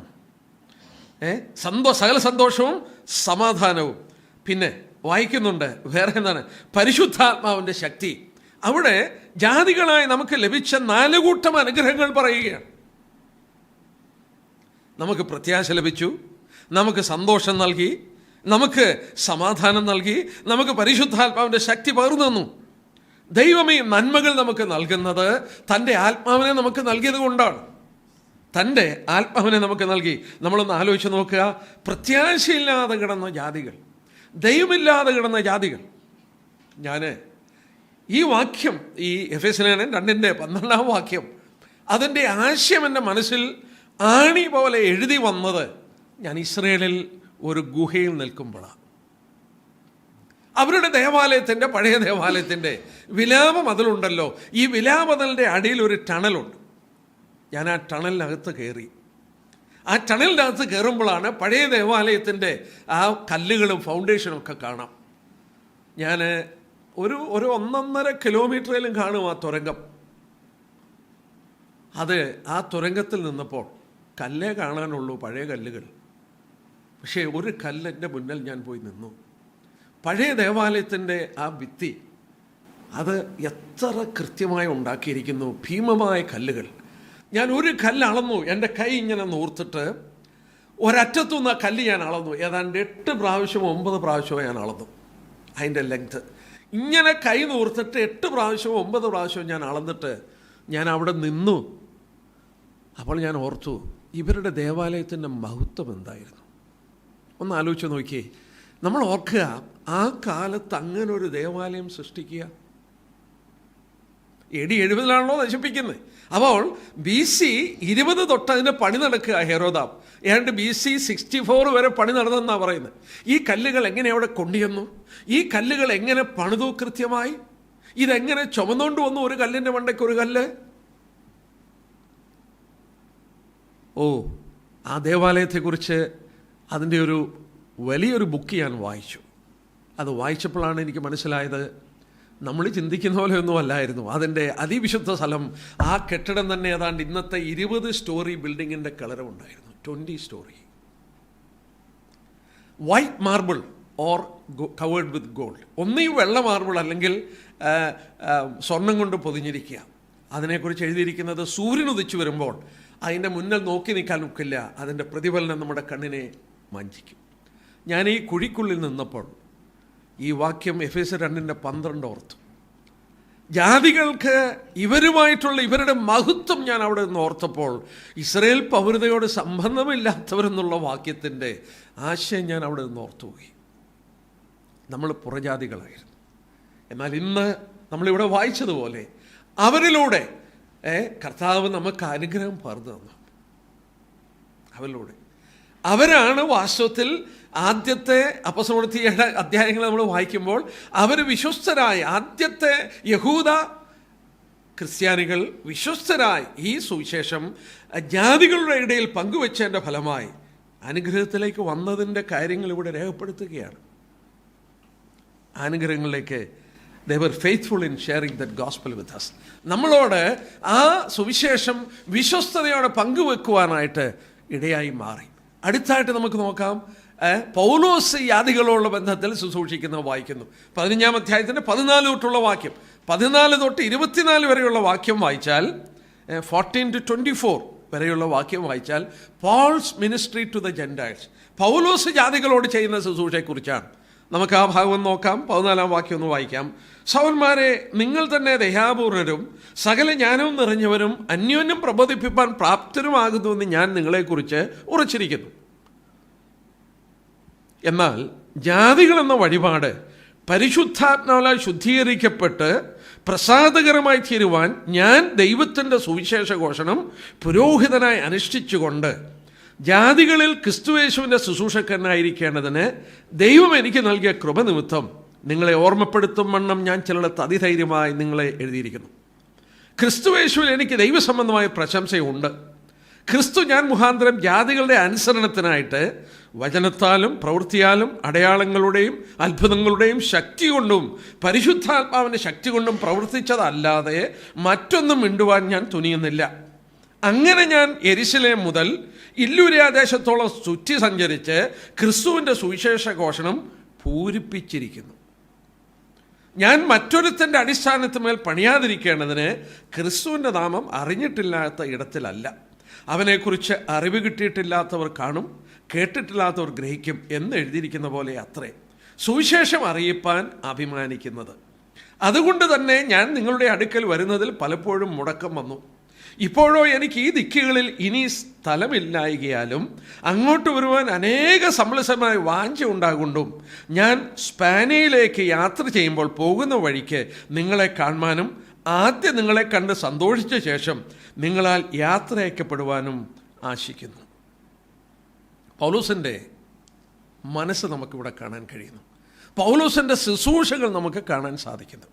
പൗലോസ് ഈ പറഞ്ഞ ഭാഗത്തിൽ തൻ്റെ ശുശ്രൂഷയെക്കുറിച്ച് പറയുമ്പോൾ ശുശ്രൂഷയുടെ 5 ക്യാരക്ടർ പൗലോസ് വെളിപ്പെടുത്തുന്നു. 5 characters ഓഫ് പോൾസ് മിനിസ്ട്രി. പൗലോസിൻ്റെ ശുശ്രൂഷയുടെ 5 സ്വഭാവം വിവരിക്കുന്നു. ഒന്ന്, ഇത് 14-15 വാക്യം നോക്കിയാട്ടെ. ശൗന്മാരെ, നിങ്ങൾ തന്നെ ദയാപൂർണരും സകല ജ്ഞാനവും നിറഞ്ഞവരും അന്യോന്യം പ്രവർത്തിപ്പാൻ പ്രാപ്തരുമാകുന്നുവെന്ന് ഞാൻ നിങ്ങളെക്കുറിച്ച് ഉറച്ചിരിക്കുന്നു. എങ്കിലും ജാതികളെന്ന വഴിപാട് പരിശുദ്ധാത്മാവിൽ ശുദ്ധീകരിക്കപ്പെട്ട് പ്രസാദകരമായി തീരുവാൻ ഞാൻ ദൈവത്തിൻ്റെ സുവിശേഷ ഘോഷണം പുരോഹിതനായി അനുഷ്ഠിച്ചുകൊണ്ട് ജാതികളിൽ യേശുക്രിസ്തുവിൻ്റെ ശുശ്രൂഷക്കാരനാകേണ്ടതിന്, അടുത്ത ഭാഗം നോക്കിയേ, ദൈവം എനിക്ക് നൽകിയ കൃപ നിമിത്തം നിങ്ങളെ ഓർമ്മപ്പെടുത്തുവാൻ ദൈവം എനിക്ക് നൽകിയ കൃപ നിമിത്തം. It was received by grace. പൗലോസ് സുവിശേഷം അറിയിക്കുന്നു because of the grace given to me by God. ചില ഭാഷാന്തരത്തിൽ അങ്ങനെയാണ്. 15-ാം വാക്യത്തിൽ നമ്മൾ വായിക്കുന്നത് because of the grace given to me by God. ആരായിരുന്നു പൗലോസ്? പൗലോസ് ആരായിരുന്നു? ദൈവകൃപ എന്ന് പറഞ്ഞാൽ എന്തെന്ന് അറിയാത്ത മനുഷ്യനായിരുന്നു. തർശോശുകാരനായ ഒരു റാബി. അവന് ഒരു പരീശനാണ്. എന്നാൽ അവനെക്കുറിച്ച് പറയുന്നൊരു ഭാഗം നമ്മൾ വായിക്കുന്നുണ്ട്. ഫിലിപ്പ് ലേഖനം 3-ാം അധ്യായത്തിൻ്റെ 5-ാം വാക്യത്തിൽ ഒരു കാര്യം ഞാനൊന്ന് ചൂണ്ടിക്കാണിച്ചോട്ടെ. എന്നെ അത് ചിന്തിപ്പിച്ചിട്ടുള്ള ഒരു ഭാഗമാണ്. ഈ പൗലോസ് എനിക്ക് ലഭിച്ച ഈ ശുശ്രൂഷ ദൈവകൃപ കൊണ്ടാണെന്ന് പറയുമ്പോൾ അതിൻ്റെ ആശയം നമുക്ക് നോക്കാൻ ഫിലിപ്പ് ലേഖനം 3-ാം അധ്യായത്തിൻ്റെ 5-ാം വാക്യം നോക്കിയാട്ടെ. ഫിലിപ്പിയൻസ് പൗലോസ് തന്നെക്കുറിച്ച് പറയുന്നു. ഇസ്രയേൽ ജാതിക്കാരൻ, ബെന്യാമീൻ ഗോത്രക്കാരൻ, എബ്രായിൽ നിന്ന് ജനിച്ച എബ്രായൻ, ന്യായപ്രമാണം സംബന്ധിച്ച് പരീശൻ, ശുഷ്കാന്തി സംബന്ധിച്ച് സഭയെ ഉപദ്രവിക്കുന്നവൻ. പൗലോസിൻ്റെ ക്രെഡൻഷ്യൽസ് പറയുകയാണ്. പക്ഷെ ഒരു കാര്യം മാത്രം, ഏത് ഗോത്രക്കാരനാ? ബെന്യാമീൻ ഗോത്രക്കാരനാണ്. അവനെക്കുറിച്ചൊന്ന് വായിക്കാം. ഉൽപ്പത്തി 49-ന്റെ 27 വായിക്കാം. ഉൽപ്പത്തി 49:27 വായിക്കാം. ഈ ബെന്യാമീൻ ഗോത്രക്കാരൻ ആരാന്ന് നോക്കിയാട്ടെ. 47 വാക്യം. ബെന്യാമീൻ കടിച്ചു കീറുന്ന ചെന്നായി. ബെന്യാമീൻ്റെ ക്യാരക്ടർ എന്നാ? കടിച്ചു കീറുന്ന വൂൾഫ്. പൗലോസ് ആരായിരുന്നു? അതുതന്നെയാണ്. പൗലോസ് ഈ ശരിക്കും ബെഞ്ചമിനായി ബെന്യാമീൻ ഗോത്രക്കാരനാണെന്ന് പറയുമ്പോൾ ആ ഗോത്രത്തിൻ്റെ ക്യാരക്ടർ ഇവിടെ ദൈവം യാക്കോബിലൂടെ വെളിപ്പെടുത്തുകയാണ്. കടിച്ചു കീറുന്ന ചെന്നായാണ്. പൗലോസ് അതായിരുന്നു. ക്രിസ്ത്യാനികളെ കടിച്ചു കീറുകയായിരുന്നു. He was a true Benjaminite. അവൻ ചെന്നായായിട്ട് പ്രവർത്തിക്കുകയായിരുന്നു. വിശുദ്ധന്മാരൊക്കെ ഭയപ്പെട്ട് അനേകരെ കൊന്ന് സ്തെഫാനസിനെ കല്ലെറിയുമ്പോൾ ആ വസ്ത്രം കാത്തുകൊണ്ട് അവിടെ നിൽക്കുകയാണ്. He was a ravenous wolf. Benjamin. അവൻ ഇന്ന് സുവിശേഷം അറിയിക്കുന്ന, ജാതികളോട് സുവിശേഷം അറിയിക്കുന്നവനായി തീർന്നത് എങ്ങനെയാണ്? 15 വാക്യത്തിൻ്റെ അവസാനം നമ്മൾ കണ്ടു. എനിക്ക് ലഭിച്ച കൃപനിമിത്തം, ദ ഗ്രേസ്. പൗലോസിന് അറിഞ്ഞുകൂടായിരുന്നു കൃപ എന്താണെന്ന്. ദമസ്കോസിൻ്റെ പടിവാതിക്കൽ വെച്ച് അപ്പോസ്തലപ്രവൃത്തി 9 അധ്യായത്തിൽ വായിക്കുന്നു, കർത്താവിനെ കണ്ടുമുട്ടുകയാണ്. കർത്താവിനെ കണ്ടുമുട്ടുകയാണ്. അവനെ കണ്ടുമുട്ടിയതിൻ്റെ ഫലമായി അവന് ഈ അപ്പോസ്റ്റൽഷിപ്പ് കിട്ടി. 1 കൊരിന്ത്യർ 15 അധ്യായം നോക്കിയാട്ടെ. 1 കൊരിന്ത്യർ 15 അധ്യായത്തിൻ്റെ 8 തൊട്ടുള്ള വാക്യം. പൗലോസിൻ്റെ ജീവിതം ഒടുവിൽ അകാലപ്രജയുള്ള എനിക്ക് പ്രത്യക്ഷനായി. ഞാൻ അപ്പോസ്തലന്മാരിൽ ഏറ്റവും ചെറിയവനല്ലോ, ദൈവസഭയെ ഉപദ്രവിച്ചതിനാൽ അപ്പോസ്തലൻ എന്ന പേരിന് യോഗ്യനല്ല. അടുത്ത ഭാഗം പ്രിയപ്പെട്ടവരൊന്ന് നോക്കണേ. എങ്കിലും ഞാൻ ആകുന്നത് ദൈവകൃപയാലാകുന്നു. എങ്കിലും ഞാൻ ആകുന്നത് ദൈവകൃപയാലാകുന്നു. എന്നോടുള്ള അവൻ്റെ കൃപ വ്യർത്ഥമായതുമില്ല. അവരെല്ലാവരെക്കാളും ഞാൻ അത്യന്തം അധ്വാനിച്ചിരിക്കുന്നു. ഞാനല്ല, എന്നോടുകൂടെ ഉള്ള ദൈവ കൃപയാണ്. പൗലോസിനറിയാം പൗലോസ് ആയിരിക്കുന്നത് ദൈവകൃപ കൊണ്ട്. ഈ നന്മയെ അനുഭവിപ്പാൻ ഒരിക്കലും അർഹനല്ല. The grace. യേശുക്രിസ്തു ഒരിക്കൽ പറഞ്ഞത് ഓർമ്മയുണ്ടോ? ഏറെ ഇളച്ചു ലഭിച്ചവനേറെ സ്നേഹിക്കും. അവനറിയാം അവനൊരിക്കലും ഈ നന്മയ്ക്ക് യോഗ്യനല്ല. നമ്മളൊന്ന് ആലോചിച്ച് നോക്കണം. ഈ ക്രിസ്തുവിനെ ആ ദമസ്കോസിൻ്റെ പടിവാതിക്കൽ വെച്ച് നീ ആരാകുന്നു കർത്താവേ എന്ന് ചോദിച്ചപ്പോൾ, നീ ഉപദ്രവിക്കുന്ന യേശുവാണ് ഞാനെന്ന് പറയുമ്പോൾ പൗലോസിൻ്റെ അവസ്ഥ നിങ്ങളൊന്ന് ആലോചിച്ച്. ഒരു റാബിയായിരുന്നു. അവർക്ക് വാഗ്ദത്തം ചെയ്ത ക്രിസ്തുവാണ് ഈ മശിഹ യേശു എന്നുള്ളത് പൗലോസിന് അവിടുന്ന് വെളിപ്പാട് കിട്ടുകയാണ്. അവൻ്റെ ലൈഫ് ടേൺ ചെയ്യുന്നത് നമ്മളൊന്ന് ഓർത്തു വയ്ക്കുക. അവൻ ഇത്രയും കർത്താവിനെ ഉപദ്രവിച്ച് അവർക്ക് വാഗ്ദത്തം ചെയ്ത മശിഹയാണോ ഇവൻ ഉപദ്രവിച്ചത്? അവൻ്റെ ജനത്തെയാണോ ഉപദ്രവിച്ചത്? പൗലോസിന് പിന്നെ ചിന്തിക്കാനുള്ള ഒറ്റ കാര്യം, ദൈവകൃപ. ഞാനാകുന്നത് ദൈവകൃപയാലാണ്, എന്നോടുള്ള അവൻ്റെ കൃപ വ്യർത്ഥമായതുമില്ല. ഈ റോമലേഖനം നമ്മൾ പഠിച്ചപ്പോഴും 1 അധ്യായത്തിൻ്റെ 5 വാക്യത്തിൽ നമ്മൾ ശ്രദ്ധിച്ചതാണ്. അവിടെ പൗലോസ് തൻ്റെ ഹൃദയത്തിൽ ഇത് നിറഞ്ഞു നിന്നു എന്നുള്ളത് ഇവിടെയൊക്കെ നമുക്ക് വായിക്കുമ്പോൾ കാണാൻ കഴിയുന്നു. 1 അധ്യായത്തിൻ്റെ 5 വാക്യത്തിൽ ജഡ സംബന്ധിച്ച് ദാവീദിൻ്റെ സന്തതിയായി ജനിച്ച് മരിച്ചു ഉയർത്തി നിൽക്കുകയാൽ, വിശുദ്ധിയുടെ ആത്മാവ് സംബന്ധിച്ച് ദൈവപുത്രന് ശക്തിയോടെ നിർണ്ണയിക്കപ്പെടുകയും ചെയ്തതിനാൽ ഞങ്ങൾ അവൻ്റെ നാമത്തിൽ സകല ജാതികളുടെയിൽ വിശ്വാസത്തിന് അനുസരണം വരേണ്ടതിന് കൃപയും അപ്പോസ്തലത്വവും പ്രാപിച്ചു. ജാതികളോട് സുവിശേഷം അറിയിപ്പാൻ ഞങ്ങൾ കൃപയും അപ്പോസ്തലത്വവും പ്രാപിച്ചു. ഗ്രേസ്. ഞാൻ പലപ്പോഴും ഓർപ്പിക്കാറുണ്ട്, ഇന്നത്തെ ജനങ്ങളെ സംബന്ധിച്ച് കർത്താവിൻ്റെ വചനത്തിൽ തിമോഥെയോസിന് പൗലോസ് എഴുതിയപ്പോൾ എഴുതി, മനുഷ്യൻ അന്ത്യകാലത്ത് വരുമ്പോൾ നന്ദി കെട്ടവരാവും. അൺഗ്രേറ്റ്ഫുൾ. നോക്കുക, ഈ അനുഭവിച്ച ദൈവകൃപയുടെ ചിന്തയാണ് പൗലോസിനെ പിടിച്ചു നിർത്തിയത്, അവൻ്റെ മനസ്സിനെ രൂപാന്തരപ്പെടുത്തിയത്. Is grace. ആ ഗ്രേസ് വീണ്ടും വീണ്ടും പൗലോസ് എടുത്ത് പറയുന്നു. പൗലോസ് ഈ സുവിശേഷ പ്രവൃത്തി എന്നത് നമ്മൾ ഓർത്തതുപോലെ it was been receive to him by grace. കൃപ കൊണ്ട് അവന് ലഭിച്ചതാണ്. നമ്മൾ അങ്ങനെയാണെങ്കിൽ നമ്മളും അത് ഓർക്കാനായിട്ട് കടപ്പെട്ടവരാണ്. 2, പൗലോസ് പറയുന്നത് it is scented in the gospel. 17 മലയാളത്തിൽ. ക്രിസ്തുയേശുവിൽ എനിക്ക് ദൈവസംബന്ധമായ പ്രശംസയാണ്. അല്ലെങ്കിൽ സുവിശേഷത്തെക്കുറിച്ച് 15-ാം വാക്യത്തിൽ സുവിശേഷഘോഷണം പുരോഹിതനായി അനുഷ്ഠിച്ചുകൊണ്ട് ക്രിസ്തുയേശുവിൻ്റെ ശുശ്രൂഷകനായിരിക്കുന്നു.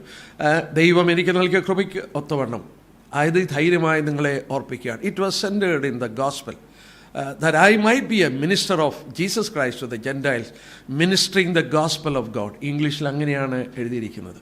15-ാം വാക്യത്തിൻ്റെ ആരംഭത്തിൽ ഞാൻ ദൈവത്തിൻ്റെ സുവിശേഷ ഘോഷണം പുരോഹിതനായി അനുഷ്ഠിച്ചുകൊണ്ട് ജാതികളിൽ യേശുക്രിസ്തുവിൻ്റെ ശുശ്രൂഷക്കാരൻ തീരേണ്ടതിന് that I might be a minister of Jesus Christ to the Gentiles, ministering the gospel of God. ഇവിടെ പൗലോസ് പറയുന്ന വാക്ക് നമ്മൾ ഓർത്തു. ആ 15-ാം വാക്യത്തിൽ നോക്കിയാട്ടെ, 15-ാം വാക്യം ഒരിക്കൽ കൂടെ. എങ്കിലും ജാതികളെന്ന വഴിപാട് പരിശുദ്ധാത്മാവിൽ വിശദീകരിക്കപ്പെട്ട് പ്രസാദകരമായി തീരുവാൻ ഞാൻ ദൈവത്തിൻ്റെ സുവിശേഷഘോഷണം പുരോഹിതനായി അനുഷ്ഠിച്ചുകൊണ്ട് ജാതികളിൽ യേശുക്രിസ്തുവിൻ്റെ ശുശ്രൂഷകനായിരിക്കുന്നതിന് ദൈവം എനിക്ക് നൽകിയ കൃപ. എൻ്റെ പ്രിയപ്പെട്ടവരെ, ജാതികളെന്ന വഴിപാട് പരിശുദ്ധാത്മാവിൽ വിശുദ്ധീകരിക്കപ്പെട്ട് പ്രസാദകരമാകുവാൻ പൗലോസിനെ ഒരു ജാതികളുടെ ഒരു അപ്പോസ്തലനാക്കി. പൗലോസ് പറയുകയാണ്, സുവിശേഷം പറയുമ്പോൾ താനൊരു പുരോഹിതനാണ്. പുരോഹിതൻ്റെ ഏറ്റവും വലിയ ജോലി അൽത്താരയിൽ യാഗങ്ങൾ അർപ്പിക്കുകയാണ്, ദൈവത്തിന് യാഗങ്ങൾ അർപ്പിക്കുകയാണ്. പൗലോസോട് പറയുകയാണ്, താൻ അർപ്പിക്കുന്ന യാഗം എന്താണെന്നറിയാമോ? ദൈവത്തിന് പ്രസാദമുള്ള യാഗം. ലോകത്തിൽ അറിയപ്പെട്ട സ്ഥലങ്ങളിൽ പോയി ഫസ്റ്റ് മിഷണറിയായി കടന്നു ചെന്ന് അവിടെ സുവിശേഷം പറഞ്ഞ് ജാതികളെ രക്ഷയിലേക്ക് കൊണ്ടുവരുമ്പോൾ അവരെ പരിശുദ്ധാത്മാവിൽ വിശദീകരിച്ച് ദൈവത്തിന് വേണ്ടി സമർപ്പിക്കുമ്പോൾ പൗലോസ് പറയുകയാണ്, ഒരൾത്താരയിൽ നിന്ന് പുരോഹിതൻ യാഗമർപ്പിക്കുന്ന പോലെ ഞാൻ ജാതികളെന്ന വഴിപാട് പരിശുദ്ധാത്മാവിൽ വിശദീകരിക്കപ്പെട്ട് ദൈവത്തിന് സമർപ്പിക്കുകയാണ്. എന്തൊരാശയമാണ്! ഞാനും നിങ്ങളും സുവിശേഷം പങ്കുവച്ച് ചിലരെ കർത്താവിലേക്ക് കൊണ്ടുവന്ന് ദൈവസന്നിധിയിൽ അവരെ ഏൽപ്പിക്കുമ്പോൾ വാസ്തവത്തിൽ ദൈവത്തിന് പൗലോസ് പറഞ്ഞ പോലെ ഒരു യാഗമർപ്പിച്ചു കൊടുക്കുകയാണ്. പരിശുദ്ധാത്മാവിൽ ശുദ്ധീകരിക്കപ്പെടുകയാണ്. നമുക്കറിയാം, ദൈവത്തിന് വിശുദ്ധിയുള്ളതേ അർപ്പിക്കാൻ പാടുള്ളൂ. മലാക്കിയുടെ പുസ്തകം 1-ാം അധ്യായത്തിൻ്റെ 6 തൊട്ടുള്ള വാക്യം, കണ്ണുപൊട്ടിയതിനെ മുടന്നുള്ളതിനെ ദൈവത്തിന് കൊടുക്കാൻ നിവൃത്തിയില്ല. എന്നാൽ ജാതികളായ മനുഷ്യർ എത്രയോ പാപത്തിൽ ജീവിച്ചു, അവരെ പരിശുദ്ധാത്മാവിൽ ശുദ്ധീകരിച്ച് അർപ്പിക്കുന്നതായിട്ട് വായിക്കുന്നു. എന്നാൽ ആ 16-ാം വാക്യം ഒന്ന് നോക്കിയാട്ടെ. 16-ാം വാക്യം നിങ്ങളൊന്ന് പ്രത്യേകം ശ്രദ്ധിച്ചാൽ, അവിടെ നമ്മൾ ശ്രദ്ധിച്ചാൽ തൃത്വം നമുക്ക് കാണാൻ സാധിക്കും. തൃത്വം അത് ഇംഗ്ലീഷ് ബൈബിളിലാണ് അടുത്താണ് കാണുന്നത്. മിനിസ്റ്റർ ഓഫ് ജീസസ് ക്രൈസ്റ്റ്, യേശു ക്രിസ്തുവിൻ്റെ ആ 15-ാം വാക്യത്തിൻ്റെ അവസാന ഭാഗം, യേശു ക്രിസ്തുവിൻ്റെ ശുശ്രൂഷക്കാരൻ, യേശു ക്രിസ്തു. ദൈവം എനിക്ക് നൽകിയ കൃപ, ദൈവം. പിന്നീട് അതിൻ്റെ മുകളിലാണ് 15-ൻ്റെ ആദ്യ ഭാഗം, പരിശുദ്ധാത്മാവിൽ വിശദീകരിക്കപ്പെട്ട്. അപ്പോൾ സുവിശേഷ ഘോഷണത്തിൽ he's the minister of Jesus, യേശുക്രിസ്തുവിൻ്റെ ശുശ്രൂഷകനാണ്, ദൈവത്തിൻ്റെ സുവിശേഷമാണ്, പരിശുദ്ധാത്മാവിൻ്റെ ശക്തിയാലാണ് പരിശുദ്ധാത്മാവ് അത് അവരെ ശുദ്ധീകരിക്കുന്നത്. അപ്പോൾ തൃത്വം സുവിശേഷ ഘോഷണത്തിൽ പ്രവർത്തിക്കുന്നത് ഈ വാക്യത്തിലുണ്ട്. മാത്രമല്ല, ട്രിനിറ്റിയെക്കുറിച്ച് നമുക്കിവിടെ കാണാനായിട്ട് സാധിക്കുന്നു. സോൾ വിന്നിങ്, അതായത് ആത്മാക്കളെ രക്ഷയിലേക്ക് കൊണ്ടുവരുന്നത്, it is a priestly ministry involving the Trinity. തൃത്വം വാസ്തവത്തിൽ ഏർപ്പെടുന്ന ഒരു വലിയ ശുശ്രൂഷയാണെന്ത്?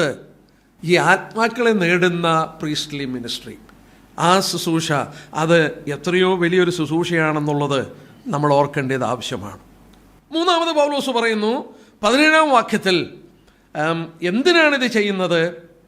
ഇംഗ്ലീഷിൽ വായിച്ചാൽ ആ 17-ാം വാക്യത്തിൽ it was done for the God's glory, ദൈവമഹത്വത്തിനായിട്ടാണ്. 17-ാം വാക്യം ദൈവസംബന്ധമായ പ്രശംസ, glory of God, glory of God. ആ വാക്യത്തിൻ്റെ ആശയം പണ്ഡിതന്മാർ പറയുന്നത് ബോസ്റ്റിംഗ് എന്നാണ്. Boasting, taking pride. ഇങ്ങനെ സുവിശേഷം പറഞ്ഞ് ആളുകളെ രക്ഷയിലേക്ക് കൊണ്ടുവരുമ്പോൾ പൗലോസ് പറയുന്ന വാക്ക് ഗ്ലോറി, ദൈവത്തിന് മഹത്വം എന്നുള്ള വാക്ക്. He is proud, is boasting. അവൻ അതിൽ അഭിമാനം കൊള്ളുകയാണ്. അതിനെക്കുറിച്ച് ഇങ്ങനെ വലിച്ചിഴയ്ക്കുന്നൊരു പ്രവണതയല്ല. സുവിശേഷ ഘോഷണം എന്ന് പറഞ്ഞാൽ അതിൻ്റെ മഹത്വം താൻ കണ്ടുകൊണ്ട് അതിൽ അഭിമാനം കൊള്ളുകയാണ്. He was taking pride. സകലത്തിലും അവന് മഹത്വമുണ്ടാകുവാൻ പൗലോസ് ക്രിസ്തുവിന് മഹത്വം കൊടുക്കുവാൻ പൗലോസ് ആഗ്രഹിക്കുകയാണ്. നാലാമത്, it was done by God's power. ദൈവത്തിൻ്റെ ശക്തി കൊണ്ടാണ് പൗലോസ് പ്രവർത്തിച്ചത്. 18ഉം 19ഉം വാക്യം നോക്കിയാട്ടെ. ക്രിസ്തു ഞാൻ മുഖാന്തരം ജാതികളുടെ അനുസരണത്തിനായി വചനത്താലും പ്രവൃത്തിയാലും അടയാളങ്ങളുടെയും അത്ഭുതങ്ങളുടെയും ശക്തി കൊണ്ടും പരിശുദ്ധാത്മാവിൻ്റെ ശക്തി കൊണ്ടും പ്രവർത്തിച്ചതല്ലാതെ മറ്റൊന്നും മിണ്ടുവാൻ ഞാൻ തുനിയില്ല.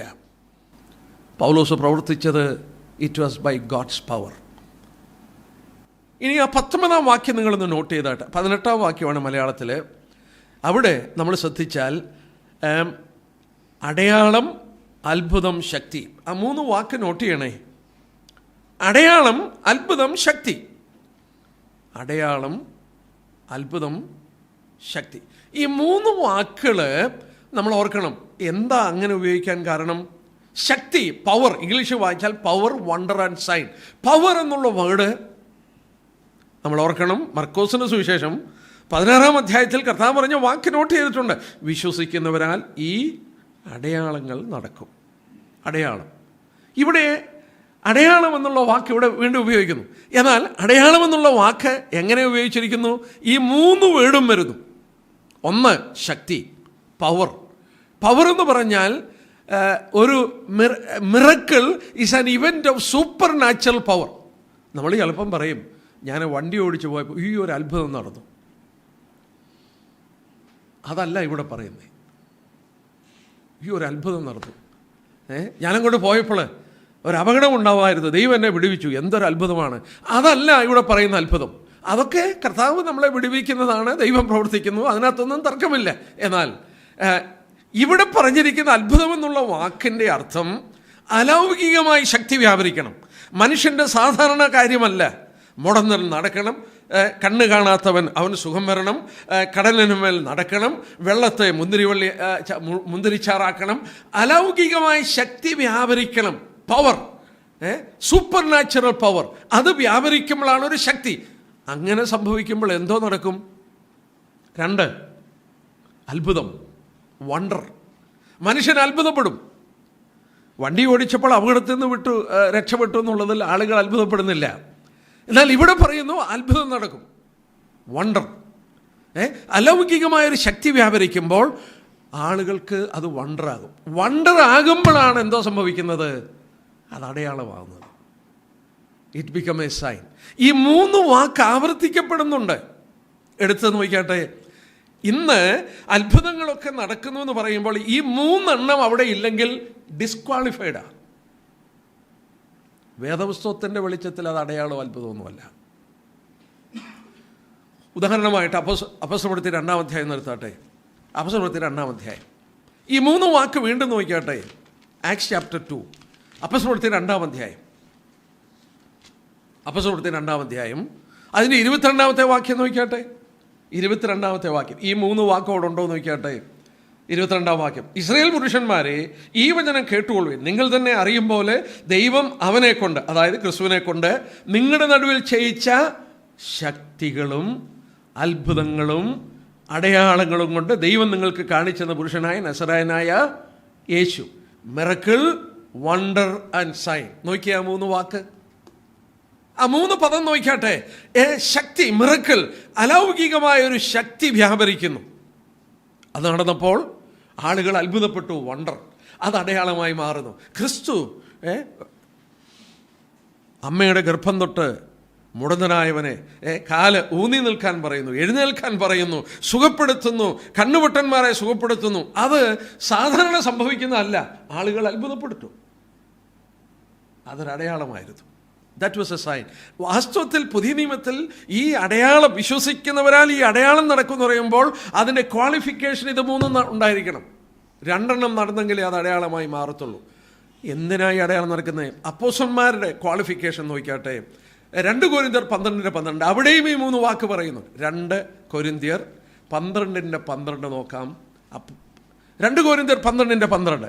അപ്പോസ്തലന്റെ ലക്ഷണങ്ങൾ പൂർണ്ണ സഹിഷ്ണുതയിലും അടയാളങ്ങളാലും അത്ഭുതങ്ങളാലും വീര്യപ്രവൃത്തികൾ നിങ്ങളുടെ ഇടയിൽ വെളിപ്പെട്ടു വന്നു. അപ്പോൾ ഒരു അപ്പോസ്തലനായിരിക്കണമെങ്കിലും ഇത് 3 നടക്കണം. ഇന്ന് അപ്പോസ്തലന്മാരുണ്ടോ? ഇല്ല. നോക്കുക, അപ്പോസ്തലന്റെ ലക്ഷണത്തിൽ ഒന്നാണ് എന്ത്? ഇതുപോലെ നടക്കുന്നത്. അത്ഭുതം നടക്കണം, ശക്തി, വ്യാപനം, വീര്യപ്രവൃത്തി, അതിലൂടെ അടയാളം സംഭവിക്കണം. അപ്പോസ്തലന്മാർ അങ്ങനെ കാണിച്ചു.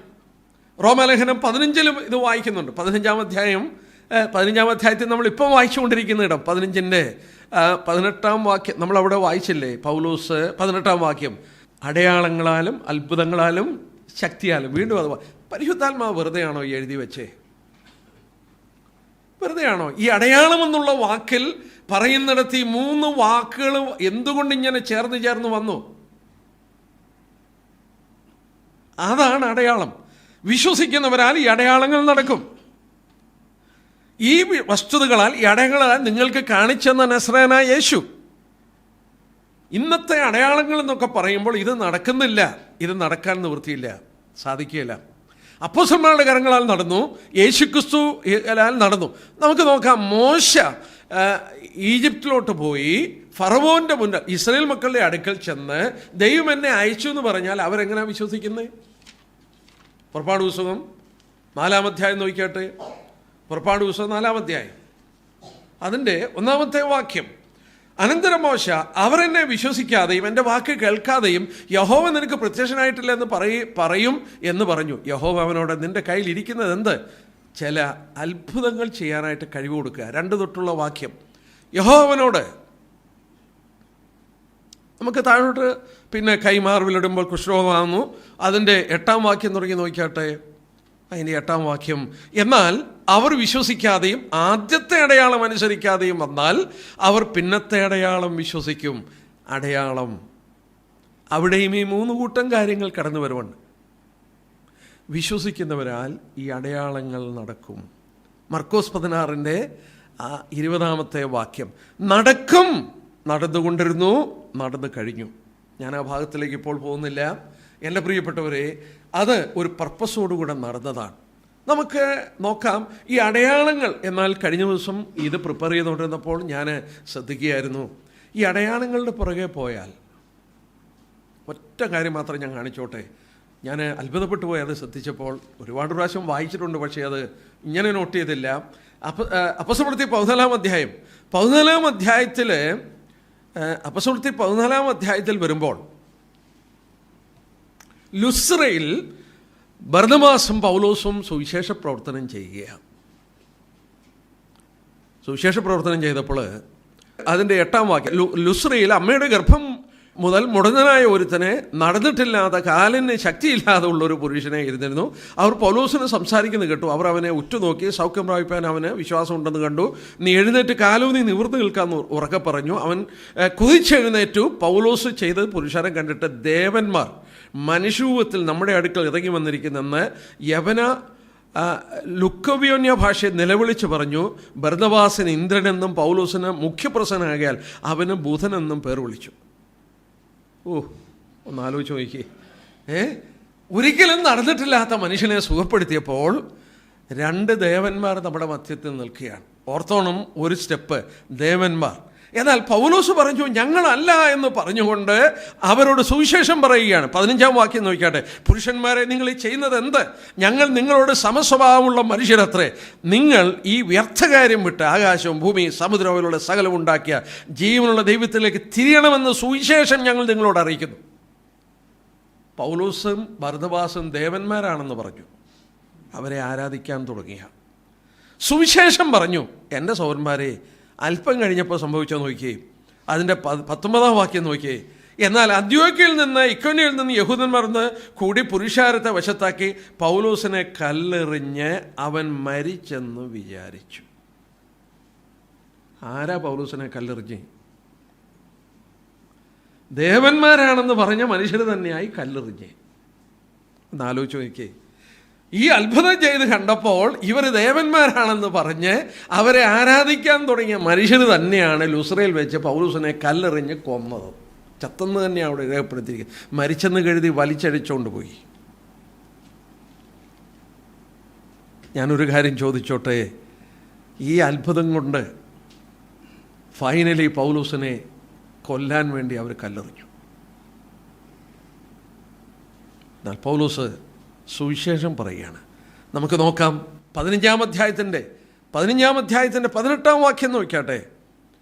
15-18 ഞാനത് ഇൻവേർട്ടഡ് കോമയിൽ ഞാൻ ഇടുകയുണ്ടായി. ജാതികളുടെ അനുസരണത്തിനായി to make the gentiles to obedience. പൗലോസ് എന്തിനാണ് ഇതൊക്കെ ചെയ്തത്?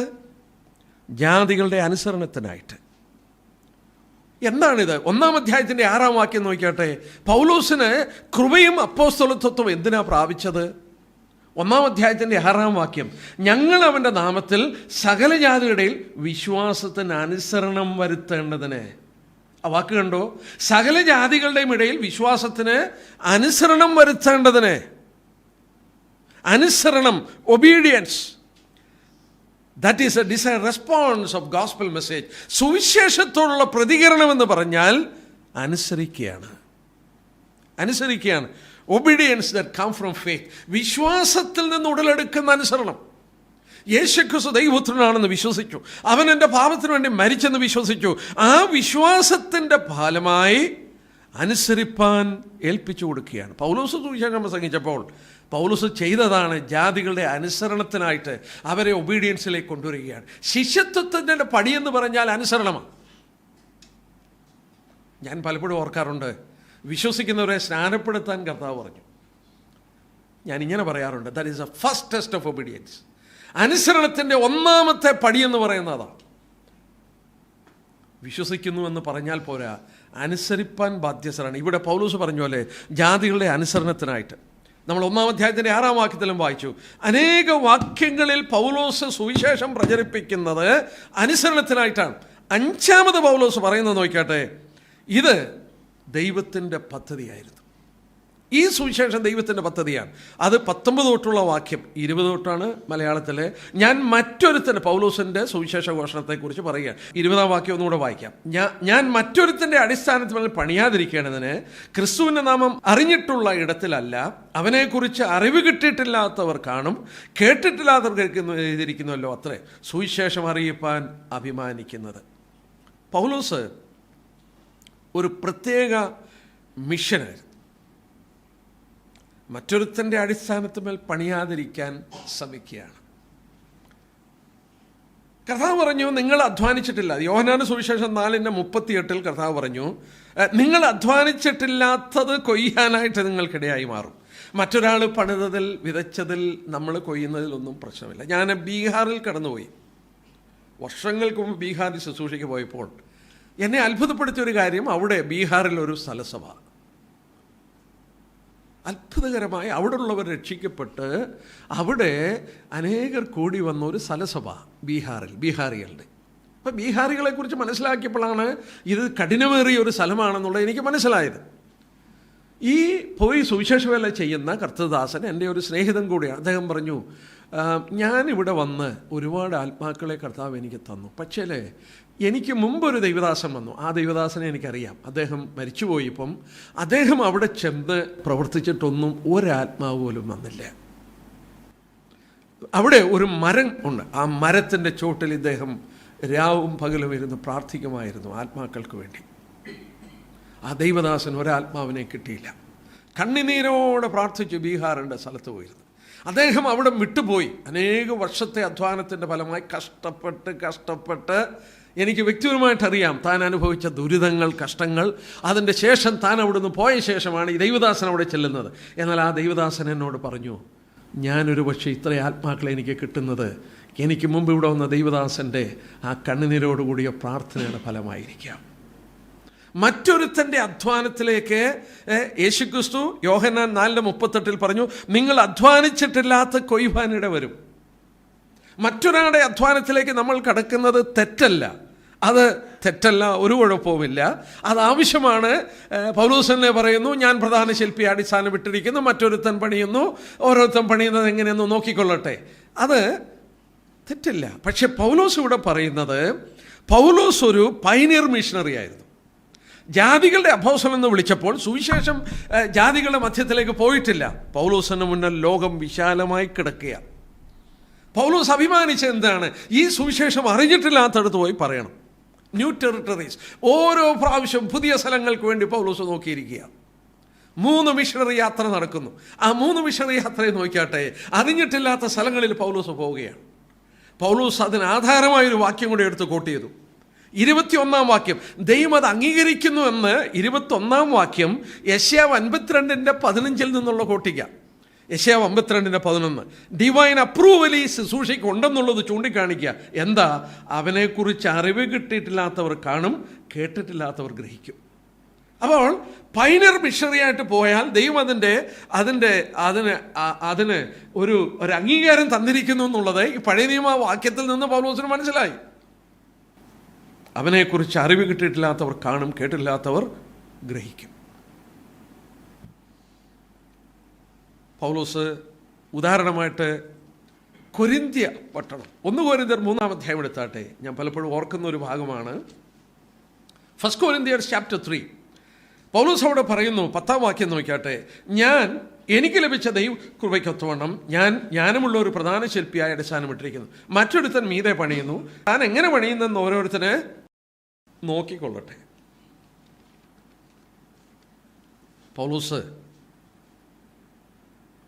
പറയുന്ന വാക്ക് ശ്രദ്ധിച്ചാട്ടെ, ഞാൻ പ്രധാന ശില്പിയായി അടിസ്ഥാനമിട്ടിരിക്കുന്നു. സഭയുടെ അടിസ്ഥാനമല്ലിത്. എന്താ കാരണം? പൗലോസ് രക്ഷിക്കപ്പെടുന്നതിന് മുമ്പ് തന്നെ യേശുക്രിസ്തു എന്ന അടിസ്ഥാനം ഇട്ട് കഴിഞ്ഞു. യേശുക്രിസ്തു എന്ന അടിസ്ഥാനം പൗലോസ് അല്ല ഇട്ടത്. യേശുക്രിസ്തു എന്ന അടിസ്ഥാനം ഇട്ടു. പിന്നെ പൗലോസ് എന്താ ഇവിടെ ഞാനൊരു പ്രധാന ശില്പി അടിസ്ഥാനം ഇട്ടെന്ന് പറഞ്ഞ്? കൊരിന്ത്യ പട്ടണത്തിൽ ദൈവസഭയുടെ അടിസ്ഥാനം ഇട്ടതാ പൗലോസ് പറയുന്നത്. കൊരിന്ത്യ എന്ന പട്ടണത്തിൽ അവിടെ ദൈവസഭയുടെ അടിസ്ഥാനം പൗലോസ് ഇട്ടു. അവിടെ ഇട്ടപ്പം പറയുന്ന ഒരു വാക്ക് നോക്കിയാട്ടെ, പ്രധാന ശില്പിയായ അടിസ്ഥാനം ഇട്ടു. I was the chief architect. Chief architect. ആർക്കിടെക്റ്റാണ് ആ കെട്ടിടം എങ്ങനെയിരിക്കണമെന്ന് നിശ്ചയിക്കുന്നത്, അതിൻ്റെ പണികളുടെ ഔട്ട്ലൈൻ വരയ്ക്കുന്നത്. പൗലോസ് പറഞ്ഞു, കൊരിന്ത്യ സഭയുടെ ഔട്ട്ലൈൻ വരച്ച ആദ്യത്തെ ആർക്കിടെക്ട്, ചീഫ് ആർക്കിടെക്ട് എന്ന് പറഞ്ഞാൽ ഞാനാണ്. I am the chief architect. വേറെ ഒരുത്തൻ മീതെ വന്ന് പണിയുന്നു. ഓരോരുത്തൻ എങ്ങനെ പണിയുന്നെന്ന് നോക്കിക്കോളാൻ പറഞ്ഞു. അവനവൻ കണക്ക് കൊടുക്കേണ്ടി വരും. ഇവിടെയും പൗലോസ് പറയുന്നത് അവനാണ് പ്രധാന ശില്പി. He is the chief architect. പൗലോസ് പ്രധാന ശില്പിയായി അവിടെ അടിസ്ഥാനമിടുകയാണ്. നമ്മൾ ഓർത്തുകൊണ്ടിരുന്ന പോലെ പൗലോസ് യേശുക്രിസ്തുവിൻ്റെ നാമം അറിഞ്ഞിട്ടില്ലാത്ത ഇടങ്ങളിൽ സുവിശേഷം അറിയിക്കാൻ വെമ്പൽ കൊണ്ടു. എന്നാൽ 19-ാം വാക്യം നോക്കിയാട്ടെ, പൗലോസിൻ്റെ സുവിശേഷം എവിടെ നിന്ന് ആരംഭിച്ചു? അങ്ങനെ ഞാൻ യെരുശലേം മുതൽ ഇല്ലുര്യാദേശത്തോളം ചുറ്റി സഞ്ചരിച്ച് ക്രിസ്തുവിൻ്റെ സുവിശേഷ ഘോഷണം പൂരിപ്പിച്ചിരിക്കുന്നു. ഞാൻ ശ്രദ്ധിച്ചു നോക്കി, എവിടെയാ ഇല്ലുര്യാദേശം? ഇല്ലുര്യാദേശം യെരുശലേമിൽ നിന്ന് 1400 മൈൽ അപ്പുറത്താണ്. യെരുശലേമിൽ നിന്ന് 1400 മൈൽ അപ്പുറത്താണ് ഇല്ലുര്യാദേശം. ഇന്നത്തെ മാസിഡോണിയ അല്ലെങ്കിൽ പ്രസന്റ് ഹംഗറിയുടെ ബോർഡറാണ് യൂറോപ്പിലെ. ഒന്ന് ആലോചിച്ച് നോക്കിയേ, ഏതാണ്ട് കന്യാകുമാരിയിൽ നിന്ന് ഡൽഹി വരെ ഏതാണ്ട് അത്രയും ദൂരമുണ്ട്, 1400 മൈൽസ്. അന്നത്തെ കാലത്തെ കാറൊന്നുമില്ല, വണ്ടിയൊന്നുമില്ല. ഇദ്ദേഹം ഒന്നീ കപ്പലില്ല, അല്ലെ കാൽനടയാണ്. ഇദ്ദേഹം അങ്ങ് നടക്കുക സുവിശേഷം കൊണ്ട്. 1400 മൈൽ ചുറ്റളവിൽ യെരുശലേം തുടങ്ങി ഇല്ലുര്യാദേശത്തോളം. ഒന്ന് വായിക്കാം 2 കൊരിന്ത്യർ. എന്തൊരു മനുഷ്യനായിരുന്നു ഈ മനുഷ്യൻ! എങ്ങനെയാണ് ഇങ്ങനെ സുവിശേഷ ഘോഷണം നടത്തിയത്? ഒരായുസിൽ 1400, അതും ആ കാലഘട്ടത്തിൽ. 2 കൊരിന്ത്യർ 11-ാം അധ്യായത്തിൻ്റെ 26-27 വാക്യം നോക്കിയാട്ടെ. 26-27, 25 തൊട്ട് വായിക്കാം. ഒരിക്കൽ 24, യഹൂദരാൽ ഞാൻ ഒന്ന് കുറയാതെ 40 അടി 5 വട്ടം കൊണ്ടു, 3 വട്ടം കോലിനാൽ അടികൊണ്ടു, ഒരിക്കൽ കല്ലേറ് കൊണ്ടു, 3 വട്ടം കപ്പൽ ഛേദത്തിൽ അകപ്പെട്ടു, 1 രാപ്പകൽ വെള്ളത്തിൽ കഴിച്ചുകൂടി. ഞാൻ പലപ്പോഴും യാത്ര ചെയ്തു. നദികളിലെ ആപത്ത്, കള്ളന്മാരാലുള്ള ആപത്ത്, സ്വജനത്താലുള്ള ആപത്ത്, ജാതികളാലുള്ള ആപത്ത്, പട്ടണത്തിലെ ആപത്ത്, കാട്ടിലെ ആപത്ത്, കടലിലെ ആപത്ത്, കള്ള സഹോദരന്മാരുള്ള ആപത്ത്, അധ്വാനം, പ്രയാസം, പലവട്ടം ഉറക്കളപ്പ്, പൈതാഹം, പലവട്ടം പട്ടിണി, ശീതം, നഗ്നത എന്നീ അസാധാരണ സംഗതികൾ ഭവിച്ചതുകൂടാതെ എനിക്ക് ദിവസേന സർവ്വസഭകളെയും കുറിച്ചുള്ള ചിന്താഭാരം എന്ന തിരക്കുമുണ്ട്. പൗലോസ് എന്നോ മനുഷ്യനാ. ആ മനുഷ്യനാ പറയുന്നത്, യെരുശലേം മുതൽ ഇല്ലുര്യ ദേശത്തോളം സുവിശേഷ ഘോഷണം ഞാൻ പൂരിപ്പിച്ചു. ഇംഗ്ലീഷിൽ വായിച്ചാൽ ഫിൽഡ് ദ ഗോസ്പൽ എന്നാ. I have filled the gospel. ഒന്ന് ആലോചിച്ച് നോക്കി, കാൽനടയായി, കപ്പൽ യാത്രയായി, ആ മനുഷ്യൻ യാത്ര ചെയ്തപ്പോൾ ഇന്നത്തെ പോലെ പൈസയൊന്നും അങ്ങനെ ഇല്ല. എങ്ങനെയാണ് ജീവിച്ചത്? 1 കൊരിന്ത്യർ 9 അധ്യായം നോക്കിയാട്ടെ. 1 കൊരിന്ത്യർ 9 അധ്യായത്തിൻ്റെ 18 വാക്യം. 1 കൊരിന്ത്യർ 9:18 വാക്യം. എന്നാൽ എൻ്റെ പ്രതിഫലം എന്ത്? സുവിശേഷം അറിയിക്കുമ്പോൾ സുവിശേഷ ഘോഷണത്തിലുള്ള അധികാരം മുഴുവൻ ഉപയോഗിക്കാതെ ഞാൻ സുവിശേഷ ഘോഷണം ചെലവ് കൂടാതെ നടത്തുന്നത് തന്നെ. പൗലോസ് എന്തോ ചെയ്തു? കൈകൊണ്ട് അധ്വാനിച്ചു. കൂടാരപ്പണിയാ തൊഴിൽ. അടുത്ത അധ്യായത്തിൽ വരുമ്പോൾ നമുക്ക് കാണാം. 16 അധ്യായത്തിൽ നമ്മൾ കാണാം, പ്രിസ്കില്ലയും അക്വിലാസിൻ്റെയും കൂടെ പാർക്കുന്നത് രണ്ടുപേരുടെയും തൊഴിലൊന്നായിരുന്നു. ലിറ്ററലി ആ കരം കൊണ്ട് കൂടാരങ്ങൾ നെയ്തെടുത്തും കീറിപ്പോയ കൂടാരങ്ങൾ തയ്ച്ചു കൊടുത്തും പുതിയ കൂടാരങ്ങൾ ടെൻറ്റുകൾ അടിച്ചു കൊടുത്തും ഈ പൗലോസ് ആ പൈസ കൊണ്ട് താനും തൻ്റെ കൂടെയുള്ളവർക്കും വേണ്ടി ചെലവഴിച്ച് യെരുശലേം തുടങ്ങി 1400 മൈൽ അകലെയുള്ള ഇല്ലുര്യ ദേശം വരെ സുവിശേഷ ഘോഷണം നിറച്ചു എന്ന് പറയുമ്പോൾ I have filled with the gospel. ആ മനുഷ്യനെ കുറിച്ച് ഞാൻ ഓർത്തു. എന്തായിരുന്നു? മാത്രമല്ല, താൻ എപ്പോൾ യാത്ര ചെയ്യുമ്പോഴും തൻ്റെ കൂടെ 1, 2, 3, 4, 8, 9 പേരൊക്കെ ഉണ്ട്. താൻ ഒരിക്കലും ഒരു കമ്പനി അല്ലാതെ പോകത്തില്ല. തൻ്റെ കൂടെ ചിലരൂടെയുണ്ട്. അവരുടെ കാര്യങ്ങളും നോക്കിക്കൊണ്ട് യാത്ര ചെയ്യുകയാണ്. Not building on someone else foundation. മറ്റൊരുത്തൻ്റെ അടിസ്ഥാനത്തിന്മേൽ പണിയാതെ പുതിയ സ്ഥലങ്ങൾ അന്വേഷിച്ചുകൊണ്ട് കടന്നുപോയി താൻ പണിയുക. യെരുശലേം, ദ ഹോളി സിറ്റി. ഇപ്പോൾ തൻ്റെ ലക്ഷ്യം അങ്ങോട്ടാ, റോമിലോട്ട് പോകാൻ ശ്രമിക്കുക. ക്യാപിറ്റൽ സിറ്റി, ആ റോയൽ സിറ്റിയിലോട്ട് പോകുവാൻ താൻ ശ്രമിക്കുക. താൻ അത് പൂരിപ്പിച്ചെന്ന് പറയുമ്പോൾ ഒരു വലയ്ക്കുള്ളിൽ മീൻ നിറഞ്ഞിരിക്കുന്ന പോലെ സുവിശേഷം ഈ അറിയപ്പെട്ട 1400 മൈൽ ചുറ്റളവിൽ താൻ നിറച്ചു. നമുക്കിത്രയും സൗകര്യമുണ്ടില്ലേ?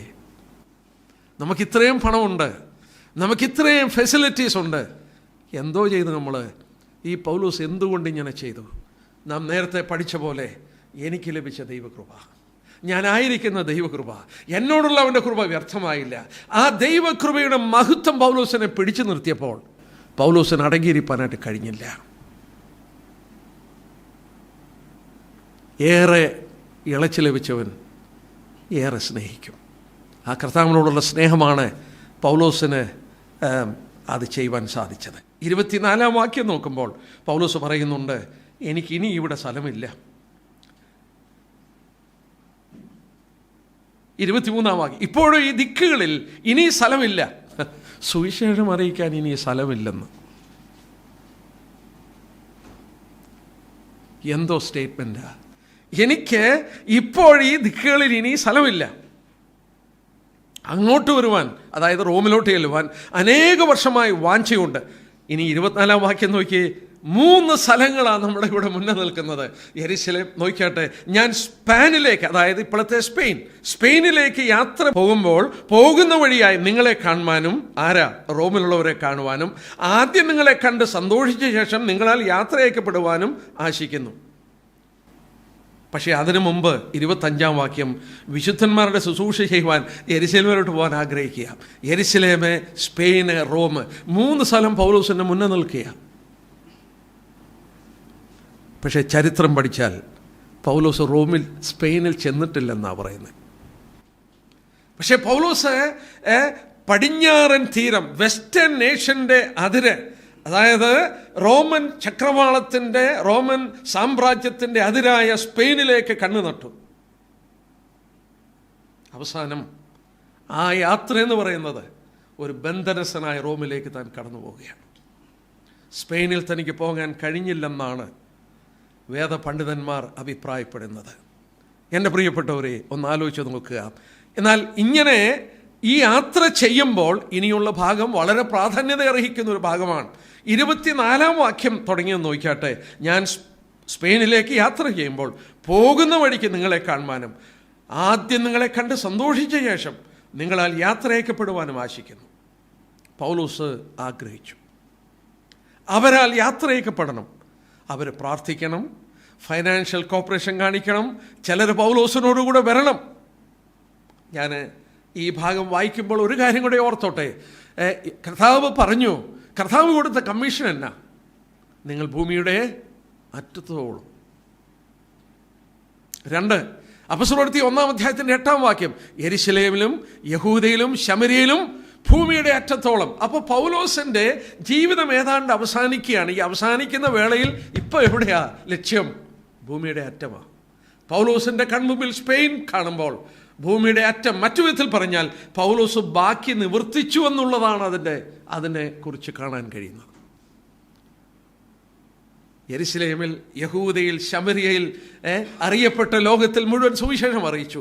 ഭൂമിയുടെ ഏറ്റവും അറ്റം സ്പെയിനിലേക്ക് പോകുവാൻ ആഗ്രഹിക്കുമ്പോൾ ആ ഡിവൈൻ കമ്മീഷൻ, ദൈവം കൊടുത്ത വലിയ കമ്മീഷൻ താൻ നിവർത്തിച്ചു എന്നുള്ളത് പൗലോസ് കാണിക്കുക. 25 തൊട്ടുള്ള വാക്യം, ഇനിയും ഇതിൻ്റെ മധ്യത്തിൽ ഇപ്പോഴോ റോമിലേക്ക് പോകാൻ ആഗ്രഹിക്കുക, പക്ഷെ അതിനു മുമ്പ് താൻ വേറെ ഒരു ശുശ്രൂഷ ചെയ്യണം. ഇപ്പോഴോ ഞാൻ വിശുദ്ധന്മാർക്ക് ശുശ്രൂഷ ചെയ്യുവാൻ യെരുശലേമിലേക്ക് യാത്രയാകുന്നു. എന്തോ ആ ശുശ്രൂഷ? ജെൻറ്റൈൽ എന്താണ് ഈ ശുശ്രൂഷ? യെരുശലേമിലെ വിശുദ്ധന്മാരിൽ ദരിദ്രന്മാരായ ഏതാനും ധർമ്മോപകാരം ചെയ്യുവാൻ മെക്കദോനിയയിലും ആഖായിലും ഉള്ളവർക്ക് ഇഷ്ടം തോന്നി. ആ ഇഷ്ടം തോന്നിയെന്ന് മാത്രമല്ല, അതവർക്ക് കടവുമാകുന്നു. ജാതികൾ അവരുടെ ആത്മീയ നന്മയിൽ കൂട്ടാളികളായെങ്കിൽ ഐഹിക നന്മകളിൽ അവർക്ക് ശുശ്രൂഷ ചെയ്യുവാൻ കടംപെട്ടിരിക്കുന്നുവല്ലോ. ഒരു ഇമ്പോർട്ടൻ്റ് ട്രിപ്പ്, മദർ ചർച്ച് യെരുശലേം എന്ന് പറയുന്ന ആ മദർ ചർച്ചിലോട്ടൊരു ഇമ്പോർട്ടൻ്റ് ട്രിപ്പ് നടത്താൻ പ്ലാൻ ചെയ്തു. റോമിൽ ചെല്ലുന്നതിന് മുമ്പ് അങ്ങോട്ട് പോവുകയാണ്. അതും പൗലോസ് പറഞ്ഞു ഒരു ശുശ്രൂഷയാണ്. എന്താണ് ആ ശുശ്രൂഷ? ആ ശുശ്രൂഷ എന്താണ് നോക്കുക. ഈ പുറജാതികള് സുവിശേഷം കേട്ടത് എങ്ങനെയാണ്? ഇവിടെ നിന്ന് സുവിശേഷം അറിയിക്കുകയാണ്. ഈ മദർ ചർച്ചാണ് സുവിശേഷം അറിയിച്ചത്. അപ്പസ്തലപ്രവൃത്തി 11-ാം അധ്യായം ഒറ്റ വാക്യം നോക്കാം. അപ്പസ്തലപ്രവൃത്തി 11-ാം അധ്യായം, ആക്ട്സ് ചാപ്റ്റർ 11, 11-ാം അധ്യായത്തിൻ്റെ 19 തൊട്ടുള്ള വാക്യം നോക്കിയാട്ടെ. 11-ന്റെ 10. സ്തെഫാനോസ് നിമിത്തം ഉണ്ടായ ഉപദ്രവ ഹേതുവായി ചിതറിപ്പോയവർ, അതായത് യെരുശലേമിൽ നിന്ന് ചിതറിപ്പോയി, യഹൂദന്മാരോടല്ലാതെ മറ്റാരോട് വചനം സംസാരിക്കാതെ ഫെഗ്നിയ, കുപ്രോസ്, അന്ത്യോക്യ എന്നീ പ്രദേശങ്ങൾ സഞ്ചരിച്ചു. അവരിൽ ചിലർ കുപ്രോസ്കാരനായ കുറേനക്കാരൻ. അവർ അന്ത്യോക്യയിൽ എത്തിയ ശേഷം യവനന്മാരോടും കർത്താവ് യേശുവിനെക്കുറിച്ച് സുവിശേഷം അറിയിച്ചു. കർത്താവിൻ്റെ കൈ അവരോട് കൂടെ ഇരുന്നു. വലിയൊരു കൂട്ടം വിശ്വസിച്ചു. യവനന്മാരോട് സുവിശേഷം അറിയിക്കുകയാണ്. ഈ ചിതറിപ്പോയ 22-ാം വാക്യം, അവരെക്കുറിച്ച് ഈ വർത്തമാനം യെരുശലേമിലെ സഭയിൽ ചെവിലെത്തി. അവർ ബർന്നബാസിനെ അന്ത്യോക്യോളം പറഞ്ഞയച്ചു. നമുക്ക് ആ ഭാഗം അറിയാം. യെരുശലേം സഭയാണ് ഈ സുവിശേഷം അറിയിപ്പാനായിട്ട് ഇടയാക്കി മാറ്റിയത്. പൗലോസ് ഈ 2 കൂട്ടരെ തമ്മിൽ ബന്ധിപ്പിക്കുവാൻ നോക്കുക. ഒരു കാര്യം പൗലോസ് ഓർപ്പിക്കുന്നുണ്ട്. ഗലാത്യലേഖനം 2-ാം അധ്യായം നോക്കിയാട്ടെ.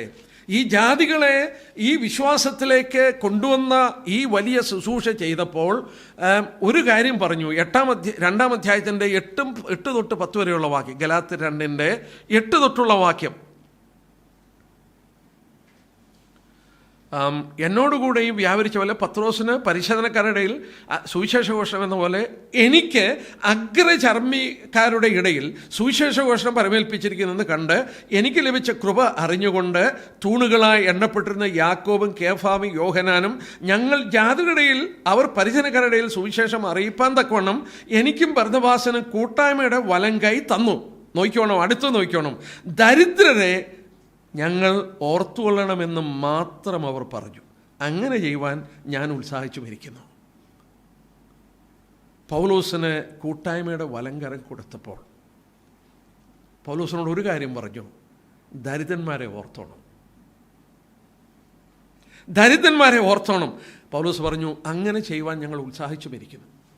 നമ്മൾ ശ്രദ്ധിച്ച് നോക്കിയാൽ ഇത് പൗലോസ് നേരത്തെ ചെയ്യുന്നതായിട്ട് നമുക്ക് കാണാനായിട്ട് സാധിക്കുന്നുണ്ട്. എന്നാൽ ഇപ്പോൾ പൗലോസ് ചെയ്യുന്നത്, പൗലോസ് യാത്ര ചെയ്തുകൊണ്ടിരുന്നപ്പോഴൊക്കെ ജാതികൾ രക്ഷിക്കപ്പെട്ടു വന്നപ്പോൾ അവർക്ക് ഇൻസ്ട്രക്ഷൻ കൊടുത്തു. യെരുശലേമിൽ കുറേ ദരിദ്രന്മാരായ സഹോദരന്മാരുണ്ട്. അവരെങ്ങനെ ദരിദ്രന്മാരായി തീർന്നെന്നറിയാമോ? അവരുടെ സ്വത്തുക്കളൊക്കെ വിറ്റു. അതെല്ലാം കൊണ്ട് അപ്പോസ്തലന്മാർക്ക് കൊടുത്തു. സ്വത്തുക്കളെല്ലാം വിറ്റുകൊടുത്തു കഴിഞ്ഞാൽ പിന്നെ വല്ലതും ഉണ്ടോ? എല്ലാം വിറ്റുകൊടുത്തു. വർഷങ്ങൾ കഴിഞ്ഞു. സാമ്പത്തിക ബുദ്ധിമുട്ടുകളുണ്ടായി. അവിടെ ദരിദ്രന്മാരുണ്ടായി. അവിടെ അവരെ ഓർത്തുകൊള്ളുവാനായിട്ട് കടംപെട്ടവരാണ്. ഇവരുടെ ആത്മിക നന്മ ജാതികൾക്ക് അനുഭവിച്ചപ്പോൾ ജാതികൾ അവരോട് കടംപെട്ടവരാണ് ഭൗമിക നന്മയിലും കൂട്ടായ്മ കാണിപ്പാൻ. നോക്കിയേ, പൗലോസ് ഇൻസ്ട്രക്ഷൻ കൊടുക്കുന്നത് 1 കൊരിന്ത്യർ 16 നോക്കിയാട്ടെ. 1 കൊരിന്ത്യർ 16 പൗലോസ് കൊടുക്കുകയാണ്, വിശുദ്ധന്മാർക്ക് വേണ്ടിയുള്ള ധർമ്മശേഖരത്തിൽ കാര്യത്തിലോ ഞാൻ ഗലാത്യ സഭകളോട് ആജ്ഞാപിച്ച പോലെ നിങ്ങളോടും ചെയ്യുവേൻ. ഞാൻ വന്ന ശേഷം മാത്രം ശേഖരം ഉണ്ടാകാതിരിക്കേണ്ടതിന് ആഴ്ചവട്ടത്തിന് 1-ാം നാൾ തോറും നിങ്ങൾ ഓരോരുത്തൻ തനിക്ക് കഴിവുള്ളത് ചരിതിച്ച് തൻ്റെ പക്കൽ വെച്ചുകൊള്ളണം. ഞാൻ എത്തിയ ശേഷം നിങ്ങളുടെ ധർമ്മം യെരുശലേമിലേക്ക് കൊണ്ടുപോകുവാൻ നിങ്ങൾക്ക് സമ്മതമുള്ളവരെ ഞാൻ എന്നോടുകൂടെ അയക്കും. ഞാനും പോകുവാൻ തക്കവണ്ണം അത് യോഗ്യമായിരുന്നാൽ അവർക്ക് എന്നോടുകൂടെ പോരാം. ഞാൻ മെക്കതോനിയയിൽ കൂടെ കടന്ന ശേഷം നിങ്ങളുടെ അടുക്കൽ വരും. മെക്കതോനിയയിൽ കൂടെ ആകുന്നു ഞാൻ വരുന്നത്. പൗലോസ് യാത്ര ചെയ്ത സ്ഥലങ്ങളിൽ, ഗലാത്യ സഭകളിൽ ആഴ്ചവട്ടത്തിന് 1-ാം ദിവസം ഈ യെരുശലേം സഭയ്ക്കുള്ള ധർമ്മശേഖരം കളക്ട് ചെയ്യുവാനായിട്ട് ആവശ്യപ്പെട്ട് പൗലോസ് അത് കളക്ട് ചെയ്യുമ്പോൾ, ഈ ധർമ്മശേഖരം ഞാൻ കൊണ്ടുപോകുമ്പോൾ നിങ്ങളുടെ ചില പ്രതിനിധികളെ കൂടെ എൻ്റെ കൂടെ അയക്കണം. ഫസ്റ്റ് ഡേ ഓഫ് ദ വീക്കാണ് ഇത് കളക്ട് ചെയ്തുകൊണ്ടിരുന്നത്. സഭകൾക്കെല്ലാം പൗലോസ് ഇൻസ്ട്രക്ഷൻ കൊടുത്തു, അത് ചെയ്യണം. അങ്ങനെ കളക്ട് ചെയ്ത പണം, റോമലേഖനം 15 27 നോക്കട്ടെ. ഈ കളക്ഷൻ ഉണ്ടല്ലോ, ഈ യെരുശലേമിലെ ദരിദ്രന്മാർക്ക് വേണ്ടിയുള്ള കളക്ഷൻ അവർക്ക് ഇഷ്ടം തോന്നിയെന്ന് മാത്രമല്ല, അത് അവർക്ക് കടവുമാകുന്നു. ജാതികൾ അവരുടെ ആത്മീയ നന്മകളിൽ കൂട്ടാളികൾ ആയെങ്കിൽ ഐഹിക നന്മകളിൽ അവർക്ക് ശുശ്രൂഷ ചെയ്യുവാൻ കടംപെട്ടിരിക്കുന്നു. ഇവരെ സുവിശേഷം അറിയിച്ചില്ലായിരുന്നെങ്കിൽ ഈ പുറജാതികളൊക്കെ എങ്ങനെ ഇരുന്നേനെ? ഇന്നും ഇരുട്ടിലിരുന്നേനെ. എന്നാൽ സുവിശേഷം പറയുവാൻ ഇവർ ശ്രമിച്ചതുകൊണ്ട് അവർ രക്ഷിക്കപ്പെട്ട് ദൈവമക്കളായി മാറിയപ്പോൾ ഇവിടെ വായിക്കുന്നു, അത് ചെയ്യുവാൻ അവർ കടംപെട്ടിരിക്കുകയാണ്. അവർ കടംപെട്ടിരിക്കുകയാണ്. ഇത് നിവർത്തിച്ചു. ഈ ഫലം അവർക്ക് ഏൽപ്പിച്ച് ബോധ്യം വരുത്തിയ ശേഷം നിങ്ങളുടെ വഴിയായി സ്പെയിനിലേക്ക് പോകും. അപ്പോൾ പൗലോസ് ഇവിടെ പറഞ്ഞ വാക്ക് നോക്കിയാട്ടെ. ഈ മെറ്റീരിയൽ കളക്ഷന് പൗലോസ് പറഞ്ഞ പേര്, ഈ ഫലം ഫ്രൂട്ട് എന്നാണ് പറഞ്ഞത്. 28-ാം വാക്യത്തിൽ fruit. It is not loot. സഭകളെ കവരുകയല്ല, സഭകളുടെ ഫലമാണ്. It is the fruit. എന്താ ഫ്രൂട്ട്? അവരിൽ വ്യാപരിച്ച ദൈവകൃപ. നമ്മൾ യോഹന്നാന്റെ സുവിശേഷം 15 കർത്താവ് പറഞ്ഞു, ഞാൻ സാക്ഷാൽ മുന്തിരിവള്ളിയും നിങ്ങൾ കൊമ്പുകളുമാണ്. ആ കൊമ്പുകൾ മുന്തിരിവള്ളിയിൽ വസിക്കുമ്പോൾ ഫ്രൂട്ട് ഉണ്ടാകും. ഇവിടെ ഉണ്ടായിരിക്കുന്ന ഫ്രൂട്ടാണ് പരിശുദ്ധാത്മാവിൻ്റെ വ്യാപാരം. പരിശുദ്ധാത്മാവിൻ്റെ സമൃദ്ധി ദൈവമക്കളിൽ വ്യാപരിക്കുമ്പോൾ സുവിശേഷകന്മാർക്കും ദരിദ്രന്മാർക്കും ഒക്കെ ധാരാളം കൊടുക്കാൻ ആത്മാവ് പ്രേരിപ്പിക്കും. അങ്ങനെയാണോ? നോക്കാം. കാശില്ലെന്നൊന്നും പറയാൻ നിവൃത്തിയില്ല. 2 കൊരിന്ത്യർ 8 നോക്കിയാട്ടെ. 2 കൊരിന്ത്യർ 8 അതിൻ്റെ ആദ്യത്തെ 5 വാക്യം നോക്കിയാട്ടെ. 2 കൊരിന്ത്യർ 8 സഹോദരന്മാരെ, മെക്കതോനിയ സഭകൾക്ക് ലഭിച്ച ദൈവകൃപ ഞങ്ങൾ നിങ്ങളെ അറിയിക്കുന്നു. കഷ്ടത എന്ന കഠിന ശോധനയിലായിരുന്നിട്ടും അവരുടെ സന്തോഷ സമൃദ്ധിയും മഹാദാരിദ്ര്യവും ധാരാളം ഔദാര്യം കാണിപ്പാൻ കാരണമായി. മഹാദാരിദ്ര്യം. മക്കെദോന്യ സഭകളെ ഇവിടെ വായിക്കുന്നു, അവരുടെ ദാരിദ്ര്യത്തിൻ്റെ മധ്യത്തിൽ എന്ത് ചെയ്തു? ധാരാളം ഔദാര്യം കാണിപ്പാൻ കാരണമായി. വിശുദ്ധന്മാരുടെ സഹായത്തിലുള്ള ധർമ്മവും കൂട്ടായ്മയും സംബന്ധിച്ച് അവർ വളരെ താല്പര്യത്തോടെ ഞങ്ങളോട് അപേക്ഷിച്ച് പ്രാപ്തി പോലെയും പ്രാപ്തിക്ക് മീതെയും സ്വമേധയായി കൊടുത്തു എന്നതിന് ഞാൻ സാക്ഷി. അത് ഞങ്ങൾ വിചാരിച്ചിരിക്കുന്നത് പോലെ അല്ല. അവർ മുമ്പേ തങ്ങളെ തന്നെ കർത്താവിനും പിന്നെ ദൈവേഷത്തിനൊത്തവണ്ണം ഞങ്ങളെ ഏൽപ്പിച്ചു. എന്താ ഇവിടെ സംഭവിക്കുന്നത്? അവർ കഷ്ടതയുണ്ട്, അവർക്ക് ദാരിദ്ര്യമുണ്ട്, പക്ഷേ അവരെന്താ ചെയ്തത്? ഔദാര്യം കാണിക്കുന്നതിൽ സമൃദ്ധിയുള്ളവരായി മാറി. പ്രിയപ്പെട്ടവരെ, that is A grace of the spirit flowing in the life of believers. വിശുദ്ധന്മാരുടെ ഹൃദയത്തിലൂടെ വ്യാപരിക്കുന്ന ദൈവത്തിൻ്റെ ആത്മാവിൻ്റെ കൃപയാണ്. അവരുടെ കൈകൾ തുറക്കും, അവർ കൊടുക്കും. കാരണം അവർ സ്വീകരിച്ചത് ഏറ്റവും വലിയ ദാനം ദൈവത്തിൽ നിന്ന്. തൻ്റെ പുത്രനെ ദാനമായി നമുക്ക് നൽകി. അവർ കൊടുക്കുവാൻ കടംപെട്ടവരാണ്. പൗലോസ് പറയുന്നു, ഈ ധർമ്മശേഖരവും കൊണ്ട് ഞാൻ പോവുകയാണ്. ഇതുകൊണ്ട് എത്തിച്ച ശേഷം, യെരുശലേമിൽ കൊണ്ട് കൊടുത്ത ശേഷം, റോമിലുള്ള നിങ്ങളെ വന്ന് കണ്ട് നിങ്ങളാൽ യാത്ര അയക്കപ്പെട്ട് ഞാൻ സ്പെയിനിലേക്ക് പോകുവാൻ ആഗ്രഹിക്കുകയാണ്. അടുത്ത ഭാഗം കൂടെ പറഞ്ഞ് ഞാനങ്ങ് അവസാനിപ്പിക്കാം. അതിൻ്റെ 30 തൊട്ടുള്ള വാക്യം നോക്കിയാട്ടെ. 30 തൊട്ട്, എന്നാൽ സഹോദരന്മാരെ, യഹൂദയിലെ അവിശ്വാസികളുടെ കയ്യിൽ നിന്ന് എന്നെ രക്ഷിക്കേണ്ടതിന് യെരുശലേമിലേക്ക് ഞാൻ കൊണ്ടുപോകുന്ന സഹായം വിശുദ്ധന്മാർക്ക് പ്രസാദകരമായി തീരേണ്ടതിനും ഇങ്ങനെ ഞാൻ ദൈവഇഷ്ടത്താൽ സന്തോഷത്തോടെ നിങ്ങളുടെ അടുക്കൽ വന്ന് നിങ്ങളോടുകൂടെ മനം തണുക്കണം. നിങ്ങൾ എനിക്ക് വേണ്ടി ദൈവത്തോടുള്ള പ്രാർത്ഥന എന്നോട് പോരാടണം എന്നും നമ്മുടെ കർത്താവ് യേശുക്രിസ്തുവിനെയും ആത്മാവിൻ്റെ സ്നേഹത്തെയും ഓർപ്പിച്ച് ഞാൻ പ്രബോധിപ്പിക്കും. സമാധാനത്തിൻ്റെ ദൈവം നിങ്ങളെല്ലാവരും കൂടെ ഇരിക്കുമാറാകട്ടെ. ഞാൻ ചോദിച്ചോട്ടെ, ഈ ഔദാര്യം, ഈ പണവുമായിട്ട് പൗലോസ് ശേഖരവുമായിട്ട് യെരുശലേമിൽ ചെല്ലുമ്പോൾ അത് അവർക്ക് സന്തോഷകരമായി തീരാൻ പ്രാർത്ഥിക്കുന്നത്. എന്തിനാ അങ്ങനെ പ്രാർത്ഥിക്കുന്നത്?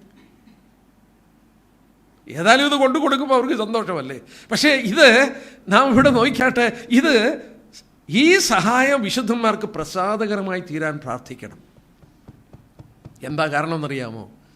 പൗലോസ് അനുഭവിച്ച ഏറ്റവും സ്റ്റബോൺ, കഠിനമേറിയ എതിർപ്പെന്ന് പറഞ്ഞാൽ യഹൂദന്മാരിൽ നിന്നാണ്. യഹൂദ വിശ്വാസികൾ തന്നെ ഒരു കൂട്ടരുണ്ടായിരുന്നു. നമ്മൾ കഴിഞ്ഞ ദിവസം ക്ലാസ്സിൽ പഠിച്ചില്ലേ, യാക്കോബിൻ്റെ പക്ഷക്കാരൊക്കെ പത്രോസ് തന്നെ കാപട്യം കാണിച്ച നമ്മൾ കണ്ടില്ലേ. അവർ ഓപ്പോസിഷൻ, ഈ ഓപ്പോസിഷനുണ്ട്. ഉദാഹരണമായിട്ട് അപ്പോസ്തലപ്രവൃത്തി 20 നോക്കി, 20ൻ്റെ 3-ാം വാക്യം. അവിടെ 3 മാസം കഴിഞ്ഞിട്ട് സുറിയയ്ക്ക് കപ്പൽ കയറിയപ്പോൾ യഹൂദന്മാർ അവൻ്റെ നേരെ കൂട്ടുകെട്ടുണ്ടാക്കുവാൻ മെക്കദോന്യ വഴിയായി മടങ്ങിപ്പോകുവാൻ നിശ്ചയിച്ചു. യഹൂദന്മാർ അവൻ്റെ നേരെ കൂട്ടുകെട്ടുണ്ടാക്കുകയാണ്. പൗലോസ് എവിടെ ചെന്നോ അവിടെ എല്ലാം ഇവർ പൗലോസിനെതിരായിട്ട് കൂട്ടുകെട്ടുണ്ടാക്കുക. 9-ാം അധ്യായം നോക്കിയാട്ടെ. അപ്പോസ്തലപ്രവൃത്തി 9-ാം അധ്യായം അതിൻ്റെ 29-ാം വാക്യം നോക്കിയാട്ടെ. 9ൻ്റെ 29-ാമത്തെ വാക്യം. യവന ഭാഷക്കാരായ യഹൂദന്മാരോട് അവൻ സംഭാഷിച്ച് തർക്കിച്ചു. അവരോ അവനെ കൊല്ലുവാൻ വട്ടം കൂട്ടി. സഹോദരന്മാർ അത് അറിഞ്ഞു. അവനെ കൈസരിയയിലേക്ക് കൂട്ടിക്കൊണ്ടുപോയി അവിടെ നിന്ന് തർശൂസിലേക്ക് അയച്ചു. അങ്ങനെ യഹൂദ്യ, ഗലീല, ശമരിയ എന്നീ ദേശത്തൊക്കെയും സഭകളിൽ സമാധാനമുണ്ടായി. പൗലോസിനെ കൊല്ലാൻ വട്ടം കൂട്ടുകയാണ്. 15ൻ്റെ 5 നോക്കിയാട്ടെ. പരീശന്മാരുടെ ഒരു കൂട്ടർ അവരെന്താ ചെയ്യുന്നത്? 15ൻ്റെ 5-ാമത്തെ വാക്യം. എന്നാൽ പരീക്ഷപക്ഷത്ത് നിന്ന് വിശ്വസിച്ചവർ ചിലർ എഴുന്നേറ്റു. പരീക്ഷപക്ഷത്ത് നിന്ന് ആരാ? വിശ്വസിച്ച ചിലരാ, വിശ്വാസികളാ. വിശ്വസിച്ചവർ ചിലർ എഴുന്നേറ്റ് അവരെ പരിശോധന കഴിപ്പിപ്പാൻ മോശയുടെ ന്യായപ്രമാണം ആചരിപ്പാൻ കൽപ്പിക്കണമെന്ന് പറഞ്ഞു. ഈ സംഗതിയെക്കുറിച്ച് വിചാരിപ്പാൻ അപ്പോസ്തലന്മാരും. ഇവരാണ് നമ്മൾ ഓർത്തു, കഴിഞ്ഞ ദിവസം പഠിച്ചപ്പോൾ ഓർത്തില്ലേ, വേറെ ഒരു പാർട്ടിക്കാരായി അവർ രൂപാന്തരപ്പെട്ടു. പൗലോസിനെ അവിടെ കണ്ടേച്ചാൽ മതി. 15ൻ്റെ 19 തൊട്ട് നോക്കിയാട്ടെ. 15ൻ്റെ 19 തൊട്ട്. ആകയാൽ ജാതികളിൽ നിന്ന് ദൈവത്വങ്ങളിലേക്ക് തിരിഞ്ഞവരെ ഞാൻ അസഹ്യപ്പെടുത്താതെ അവർ വിഗ്രഹമാലിന്യങ്ങൾ, പരസംഗം, ശ്വാസം മുട്ടി, രക്തം എന്നിവ വർജിച്ചിരിക്കണം. മറ്റ് കാര്യങ്ങൾ ഒന്നും ചെയ്യരുത്, ഇത് മാത്രം മതിയെന്ന് പറഞ്ഞു. 22. അപ്പോൾ തങ്ങളിൽ ചില പുരുഷന്മാരെ തിരഞ്ഞെടുത്ത് പൗലോസിനെയും ബർന്നബാസിനെയും കൂട്ടി അന്ത്യോക്യയിലേക്ക് അയച്ചു.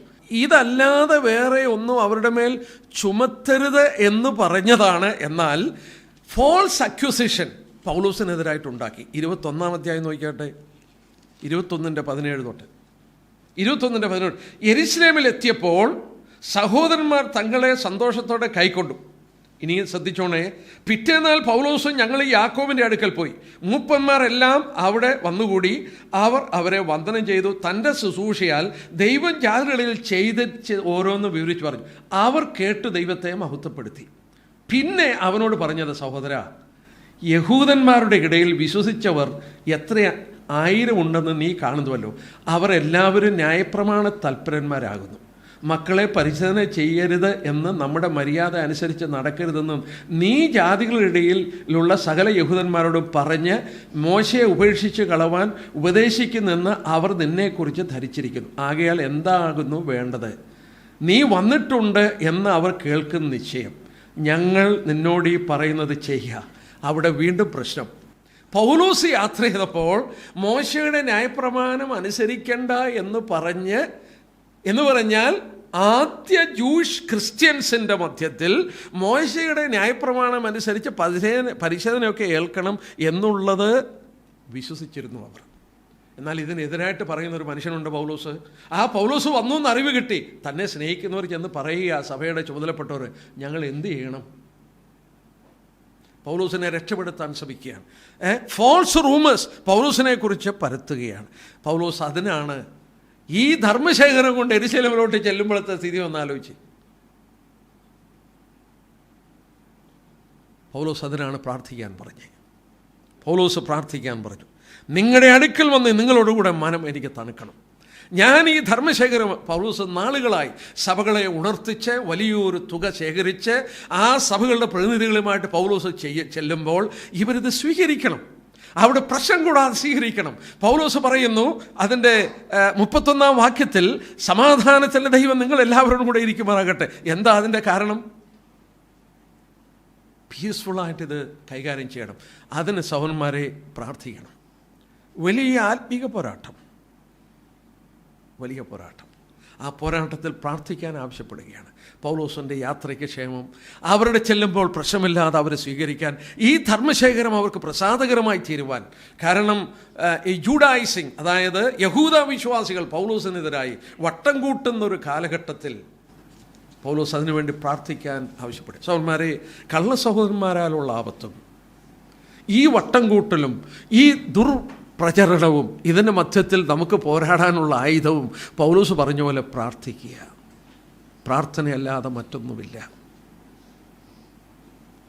ദൈവം നമുക്ക് വേണ്ടി പ്രവർത്തിക്കും. പൗലോസിന് ഈ ധർമ്മശേഖരം അവിടെ എത്തിച്ചപ്പോൾ സമാധാനത്തോടെ അവർ സ്വീകരിപ്പാൻ പ്രാർത്ഥിക്കാനായിട്ട് പറയുകയാണ്.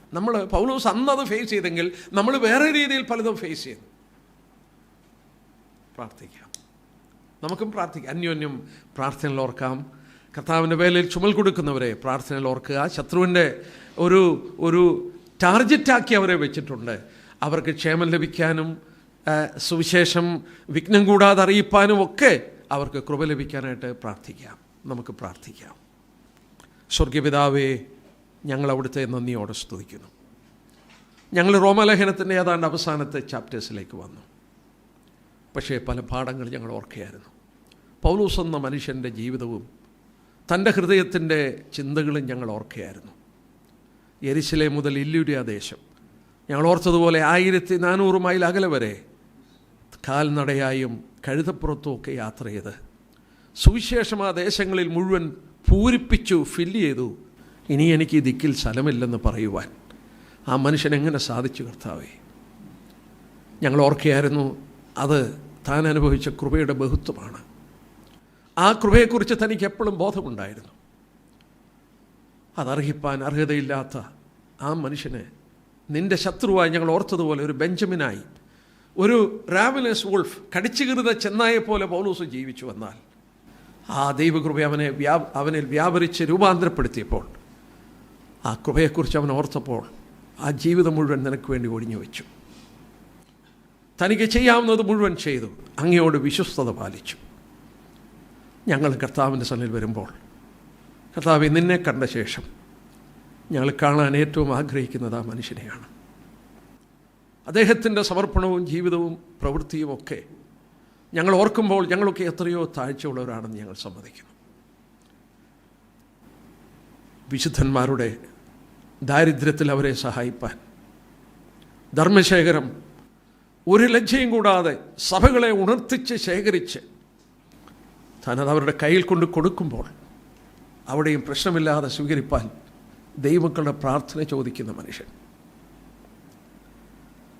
ഞങ്ങളെ പഠിപ്പിച്ച പാഠങ്ങൾക്കായി സ്തോത്രം. അങ്ങയുടെ ശുശ്രൂഷകൾ കർത്താവേ അങ്ങയുടെ കൃപ കൊണ്ട് മാത്രമാണ്. അങ്ങയോട് ഞങ്ങൾ വിശ്വസ്തരായി പാർക്കുവാൻ, അങ്ങേക്ക് മഹത്വപൂർണ്ണമായി നിൽപ്പാൻ ഞങ്ങളെ അനുവദിക്കണമേ എന്ന് പ്രാർത്ഥിക്കുന്നു. ഇന്ന് കൂട്ടിക്കൊണ്ടുവന്ന എല്ലാവർക്കായി സ്തോത്രം. ഞങ്ങളെ അനുഗ്രഹത്തോടെ പറഞ്ഞയക്കണം. അടുത്ത ആഴ്ച ഞങ്ങൾ വന്ന് 16-ാം അധ്യായം കൂടെ ധ്യാനിച്ച് അവസാനിപ്പിക്കുവാൻ ഞങ്ങളെ നീ പ്രേരിപ്പിക്കണമെന്ന് പ്രാർത്ഥിക്കുന്നു. നീ മഹത്വമെടുക്കണമേ. നിൻ്റെ വചനം മഹത്വപൂർണ്ണമാണ്. അതൊന്നും വെറുതെ എഴുതിയല്ല എന്ന് ഞങ്ങൾക്കറിയാം. കർത്താവേ, സഹായിക്കണം. ഞങ്ങളെ ക്ഷേമത്തോടെ ഞങ്ങളുടെ വീട്ടിലെത്തിക്കണം. അങ്ങ് മഹത്വമെടുക്കണം. യേശുക്രിസ്തുവിൻ്റെ വിലയേറിയ നാമത്തിൽ തന്നെ. ആമേൻ, ആമേൻ.